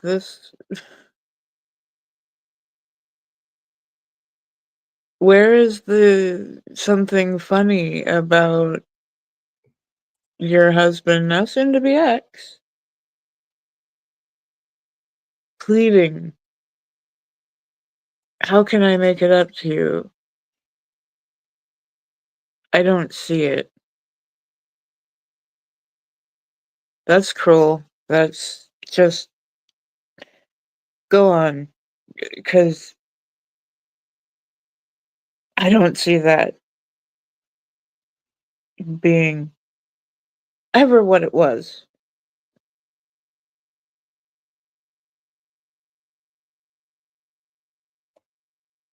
You should have thought that through. As for advice for what you should do, don't do it with your next marriage. Right? Don't ever joke about your marriage. If you're happy, you happy. If you're not, you're not. That's plain as day. If you want to work on it, you work on it. Joking about wanting a divorce is not funny. You know, if you're doing a joke and nobody's laughing but you, it's not a joke. It's really can't be any simpler than that. And lady, I'm going to add something to the story, and I may be wrong, but it's just my opinion in a way. This ain't the first time you did something as immature as this. I think that's why he was so quick to just up and get the hell out of this marriage. Because that was totally immature. You never said how old you were or anything. My friends could not get me to do anything that's going to affect my marriage. There's no peer pressure you can do to me that's going to make me put my marriage in jeopardy. So I just feel like you're lying when you said no, everything was good. No, I don't think it was. I think when this guy saw that, okay, either she's serious and she wanted a divorce, I'm out. She's joking about this. Okay, I'm still out. Because you're not taking the marriage seriously. And just one line that you said that proves you didn't take this marriage seriously. I went back to my friends and asked them what I could do. The same friends that put you up to this? Mm-hmm. Lady, oh gracious. My advice to you, sweetie, just don't do this in your next marriage because this is a done deal. This is just done. That man has no trust in you whatsoever. If you could joke about this and be immature about this, do you really think somebody's going to come back and want to deal with this again? Either you're immature and you've done immature things in the past, or your friends have gotten you to do bullshit before and he's done with it because you have decided you're going to listen to your friends more than you listen to him. In which, again, that makes it done. But for everybody that's here from the sound of my voice, please do not joke about your marriage or your relationship or anything like that. Go get a hobby. When I say go get a hobby, I don't mean go get a board where you map out the neighborhood Oh God. to see who's going to cheat or not. I mean, go get sculpting, painting, stuff like that. That wasn't a hobby. That was an obsession. Creepy? I say creepy. It was a creepy obsession, yeah. Girl, peer pressure, just what you got. Mm. I need to do reading voiceovers of these Reddits. Sure. Oh, these people are doing. A lot of the ones that I do, what do I do? R/ has over 1 million subscribers. That's all he does all day long. It's his job. And it's paying well enough because he keeps saying his wife doesn't work. She's a stay-at-home mom. So yeah, give it a shot. If he did that, there was something wrong. Yeah. No begging, no crying, no pleading, not even asking, what did I do wrong? Where did we go wrong? No, he was just like, okay, I'm out. But sidebar, I dozed this afternoon and had a teeth. I dozed off this afternoon and had a teeth fall out of my mouth dream. What? Had teeth falling out of her mouth dream. Yeah. Ugh. That's a dream? What does that mean? That your brain thinks of really strange things sometimes. Oh, okay. Marlon, that's a huge cigar. Uh-huh. This little old thing. Got distracted and missed most of the story, but saw the voiceover guy in the video. By the way, when people say that they miss things that we're saying, it's being recorded. You can always just go back and listen to it again. You can rewind. Yeah, just rewind the thing. Peer pressure. Wow, sounds like a very suggestible human. Yeah, her friends told her, it's this great joke. It gets your husband to fawn all over you, and go tell him you want a divorce. She never really wanted a divorce, but then cried boo-hoo when he actually left and gave her a divorce.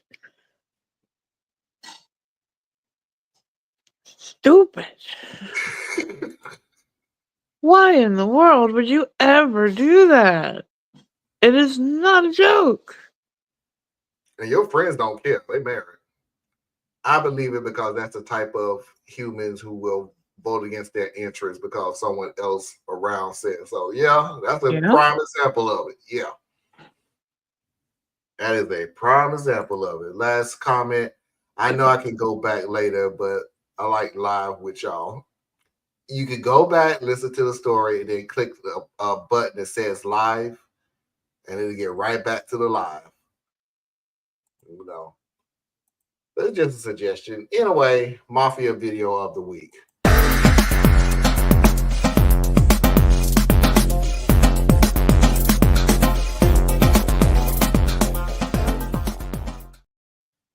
We like you here too.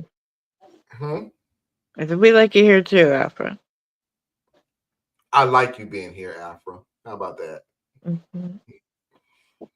Using the same words.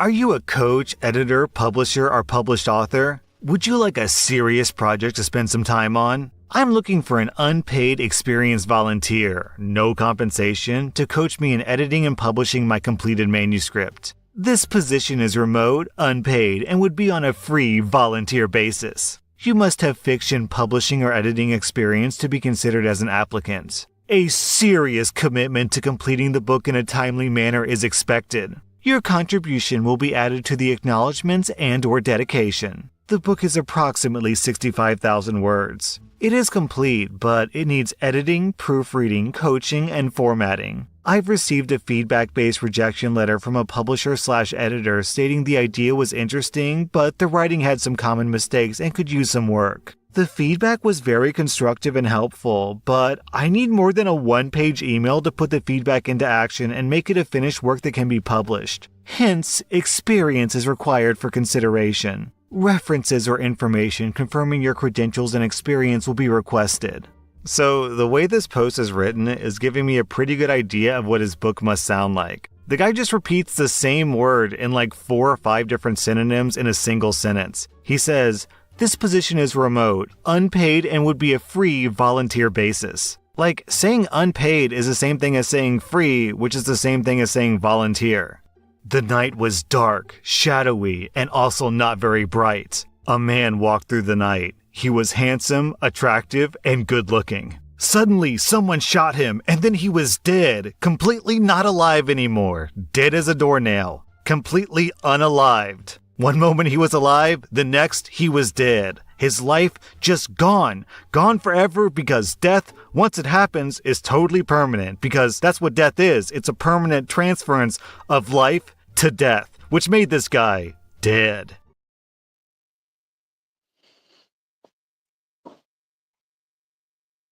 That pretty much covers it. Mm-hmm. There's so many ways you could say I'm not paying you.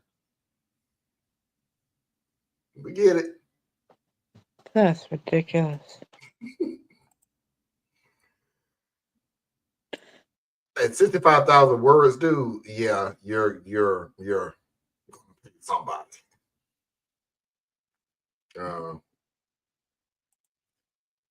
I know I can go back later, but I like being live with y'all. Keep falling out of your mouth dreams are either really bad or really good. Don't ask me why I think that. I've stopped thinking.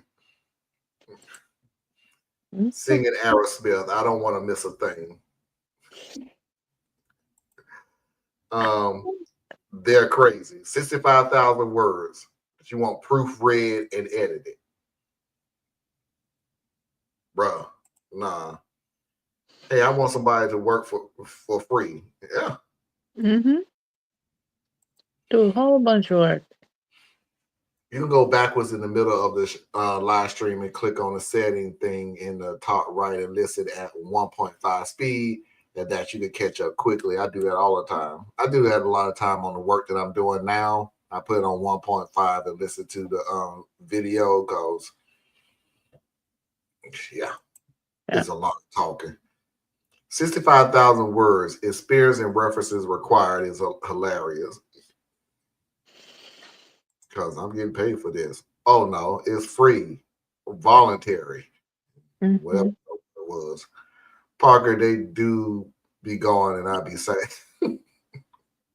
we're here every weekend, Alfred. But just a side note, next week is the last week of the month, so. Oh, so we're off next week. Okay, yeah. No, we're here next week. The week after is Thanksgiving weekend, so I definitely ain't gonna be. Gotcha. I thought the same thing, and I thought next week was Thanksgiving. I'm thinking about all the food and my plate and everything else. And my wife went, "Okay, well, you can get that in 2 weeks." And I went, 2 weeks? Wait a minute, hold up. I looked at it like, but wait a minute. Yeah, we will be on this week, this next weekend, the 23rd and the 24th.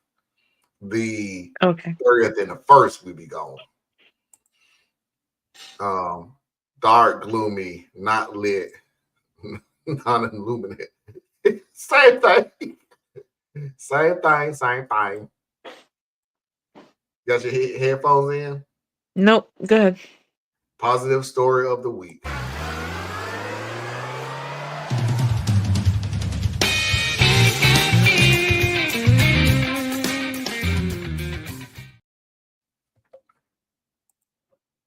I used to critique internet poetry. Good God. I'm fine with that, Joe. LOL, that's understandable. And Thanksgiving is late this year. It is. All right. Let's get a nice little story in here to pep us up. She is the one. My parents moved my little brother to another school towards the end of the school year, and he's had trouble making friends. He still invited his whole class to his birthday party that was on Friday, but nobody came. None of the kids. It was really heartbreaking seeing all the empty tables when he was really looking forward to it. My girlfriend of 4 years decided to call her brothers asking them to come over. Then she took off to go pick up her nephews. They're all a little older, but they were still really nice to my brother. She also called up her friends with kids. It wasn't a ton of people, but it was way more than before, all thanks to her. My little brother was so happy playing in the jumper with her nephews and brothers. They were all play wrestling with them. He had such a good time. It was nice that everyone came and was being so nice to him, but I'm also just super grateful to my girlfriend because she made it happen. I was watching her that whole time going, wow, I want to marry this woman. She's the one for me. Now I'm literally browsing online for engagement rings. Then 2 weeks later, OP posted an update. She said yes! I proposed to her on Sunday after we decided to go on a camping trip. Y'all, she wouldn't even let me finish my speech that I spent all week practicing for nothing, lol. I know that some of you were telling me ways to figure out her ring size without her getting suspicious, but I just wasn't built for that level of stealth, so I brought in her sister to help me. My girlfriend, my fiancé, was crying. I was crying. She said yes, and that's all that matters to me. She's made me the happiest guy. Seriously, I'm still beyond happy that it all worked out. We haven't been able to stop smiling at each other anytime we're in the same room, and I love it, lol. All that's left is the wedding and the rest of our lives together. Oh, Shoot your shot, dude. Shoot your shot. That's all you can do. I'll leave this to Anna. and you know half of her family already. Anna's not smoking a cigarette. Anna is smoking cannabis.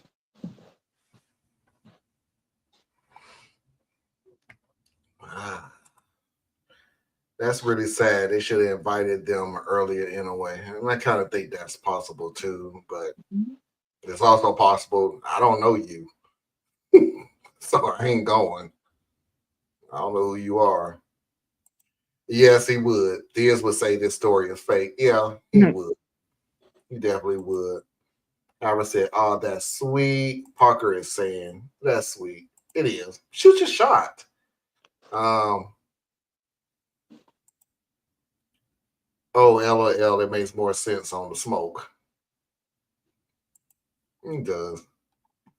Woo! I knew this was going to be a long night. I felt it in my bones.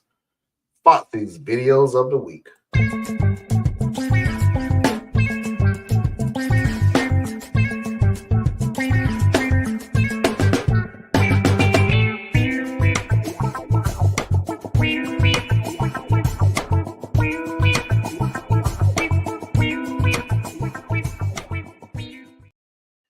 Well, anyway, 5 videos. This is almost the end of the show. If you haven't already, please hit that like button. We've had people dipping in and out of this show to the point we literally had at least 10 people watching us all at one time. So I was like, okay, so cool. But this is almost the end of the show. If you haven't hit that like button, please do so. I appreciate it. It will really help this show out in the future. 5 videos for Foxy Video of the Week, 2 from yesterday. Caught slipping.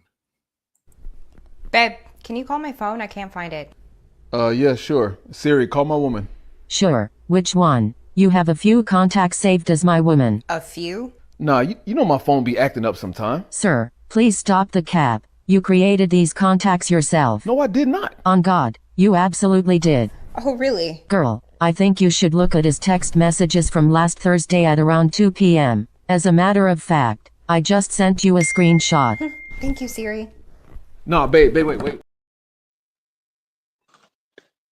Siri be snitching. Dude, I'm sorry. I'm so disappointed in you. Not only because of what may be infidelity, but the fact that you did not dive over couch, chair, whatever the plug is for Siri, and unplug the living hell out that thing. I'm sorry. You should have put your body on the line there. I'd have been knocking Siri off that table so far it wouldn't even been funny. You would have never found Siri. Siri gone. I would have treated Siri like Javier. You got to go. That food is glued to the. I know, Parker. That food did not move. I'm not eating that food. That food did not move in that pan. That's spooky. Like, ugh. Infidelity plus messiness and inaction. He do jack. He's arguing with an AI. It's like, nah, you still need power, bro. I'm gonna take care of that. Chick-fil-A doing too much. Okay, so we got the 2 chicken nuggets and then the number 1 that's going to be $22.50 at the first window. Okay, thank you. Yep, no problem. Or my pleasure. My pleasure. I said my pleasure. I said my pleasure, right? Fuck, dude, you gotta let me in. I said my pleasure. I said my pleasure. You can ask him. I said it. Oh, you can. I said it. I said my pleasure. I said it. I said my pleasure. So that was 2 chicken nuggets and a number 1. That's gonna be $20.55 if you just pull around to the front window. What happened to the other guy? So there was no other guy, but if you just pull up, your food will be ready. Okay, thanks. Yeah, my pleasure.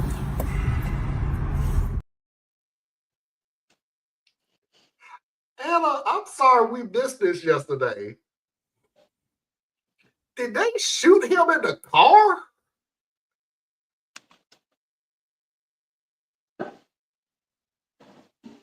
I think they shot the dude in the car. Dang. Hold on. You gonna show it again? Catch it again when they got him in the car. Okay, so we got the 2 chicken nuggets and then the number 1 that's going to be $22.50 at the first window. Okay, thank you. Yep, no problem. Or my pleasure. My pleasure. I said my pleasure. I said my pleasure, right? Fuck, dude, you gotta let me in. I said my pleasure. I said my pleasure. You can ask him. I said it. Oh, you can. I said it. I said my pleasure. I said it. I said my pleasure. So that was 2 chicken nuggets and a number 1. That's gonna be $20.55 if you just pull around to the front window. What happened to the other guy? So there was no other guy, but if you just pull up, your food will be ready. Okay, thanks. Yeah, my pleasure.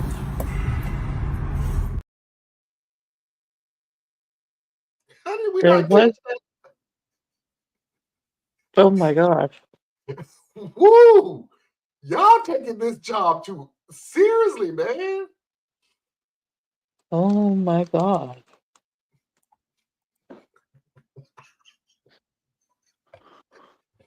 Ma's gonna have a fit about the immobile food again. I'm not. I'm just gonna okay. Food wasn't moving, just let you know. 2051. Dang, that food ain't all that. I don't think Chick-fil-A was ever all that. Fossey love it.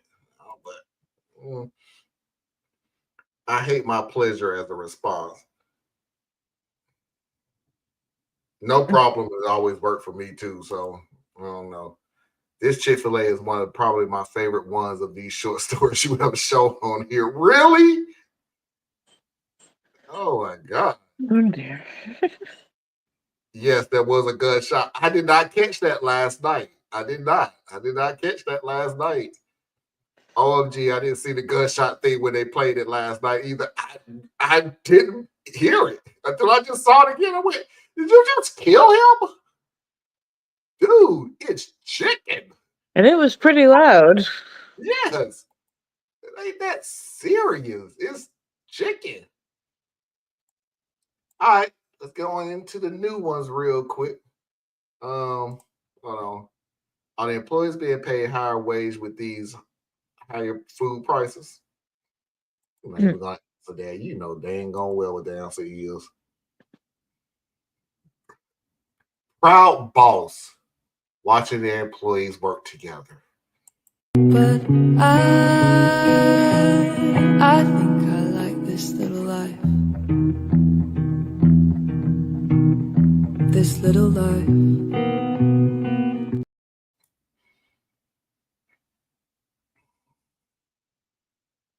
It ain't gonna work for but what they want to.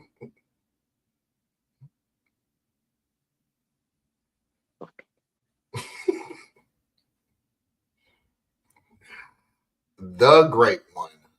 Sorry, so sorry, please. No, please, please, no, please. No, no, no, no.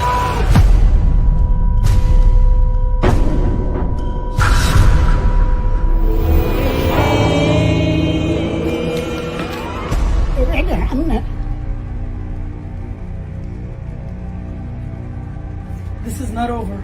Yeah, well, whatever. You're grounded. Hey. Put your hands on my grandchild. What's wrong with you? That's how they sound. Mm-hmm. My grandchild. Okay, maybe it's not my favorite video now that I've seen the gunshot part. It was a gunshot that I heard it because I'm always trying to figure out the difference between bad mufflers and peasant duck deer season. Grandmas, you've been that joint. All right, Anna, this video is for you. Buckle in, everybody. Oh, no. Oh, it's a good thing. Okay. Just buckle in because I have to show this video because I was so amazed.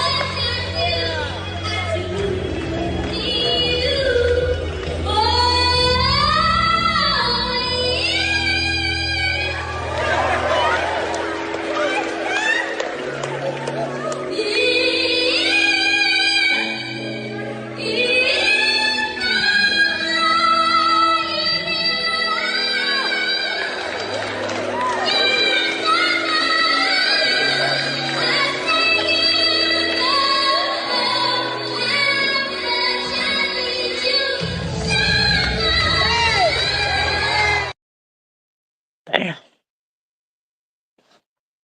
Woo! Okay, child. Okay. I Wow. tell you, she killed it. Mm.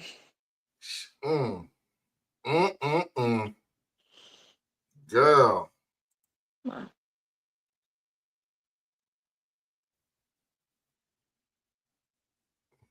Okay, she was supposed to use the shoe to beat on his name written in the dirt, not on me.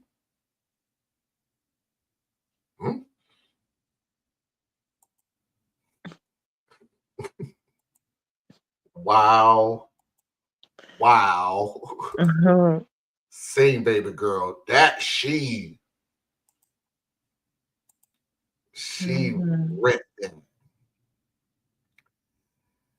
One last video of the night, Anna. I didn't get to play it for the reasons that I want to play it, but we'll leave it early anyway. And it's going into the Hall of Fame anyway. So I'm just going to play it as tribute, so to speak. The one that started it all.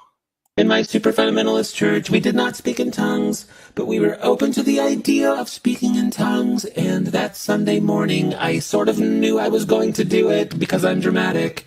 And in the middle of the service, I said out loud, Shamala Hamala.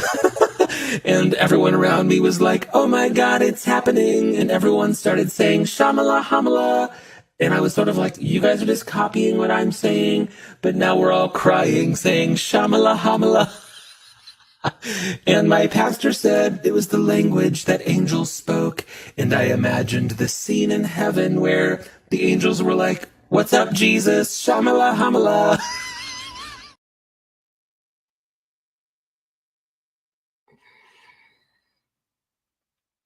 Was that the one that started it all, or was it Gay with the Goldfish? No, that was the first one. That was the first one? Okay.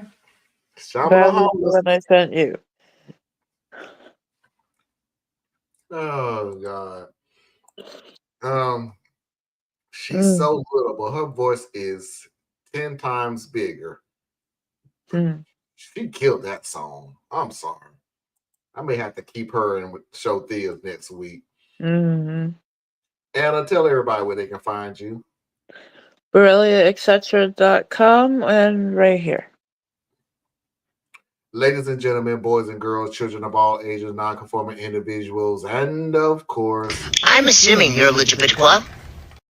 I appreciate Anna coming on the show. I appreciate everybody coming to watch the show. Again, if you haven't already, please hit that like button. And until next time, we will see you when we see you. Peace.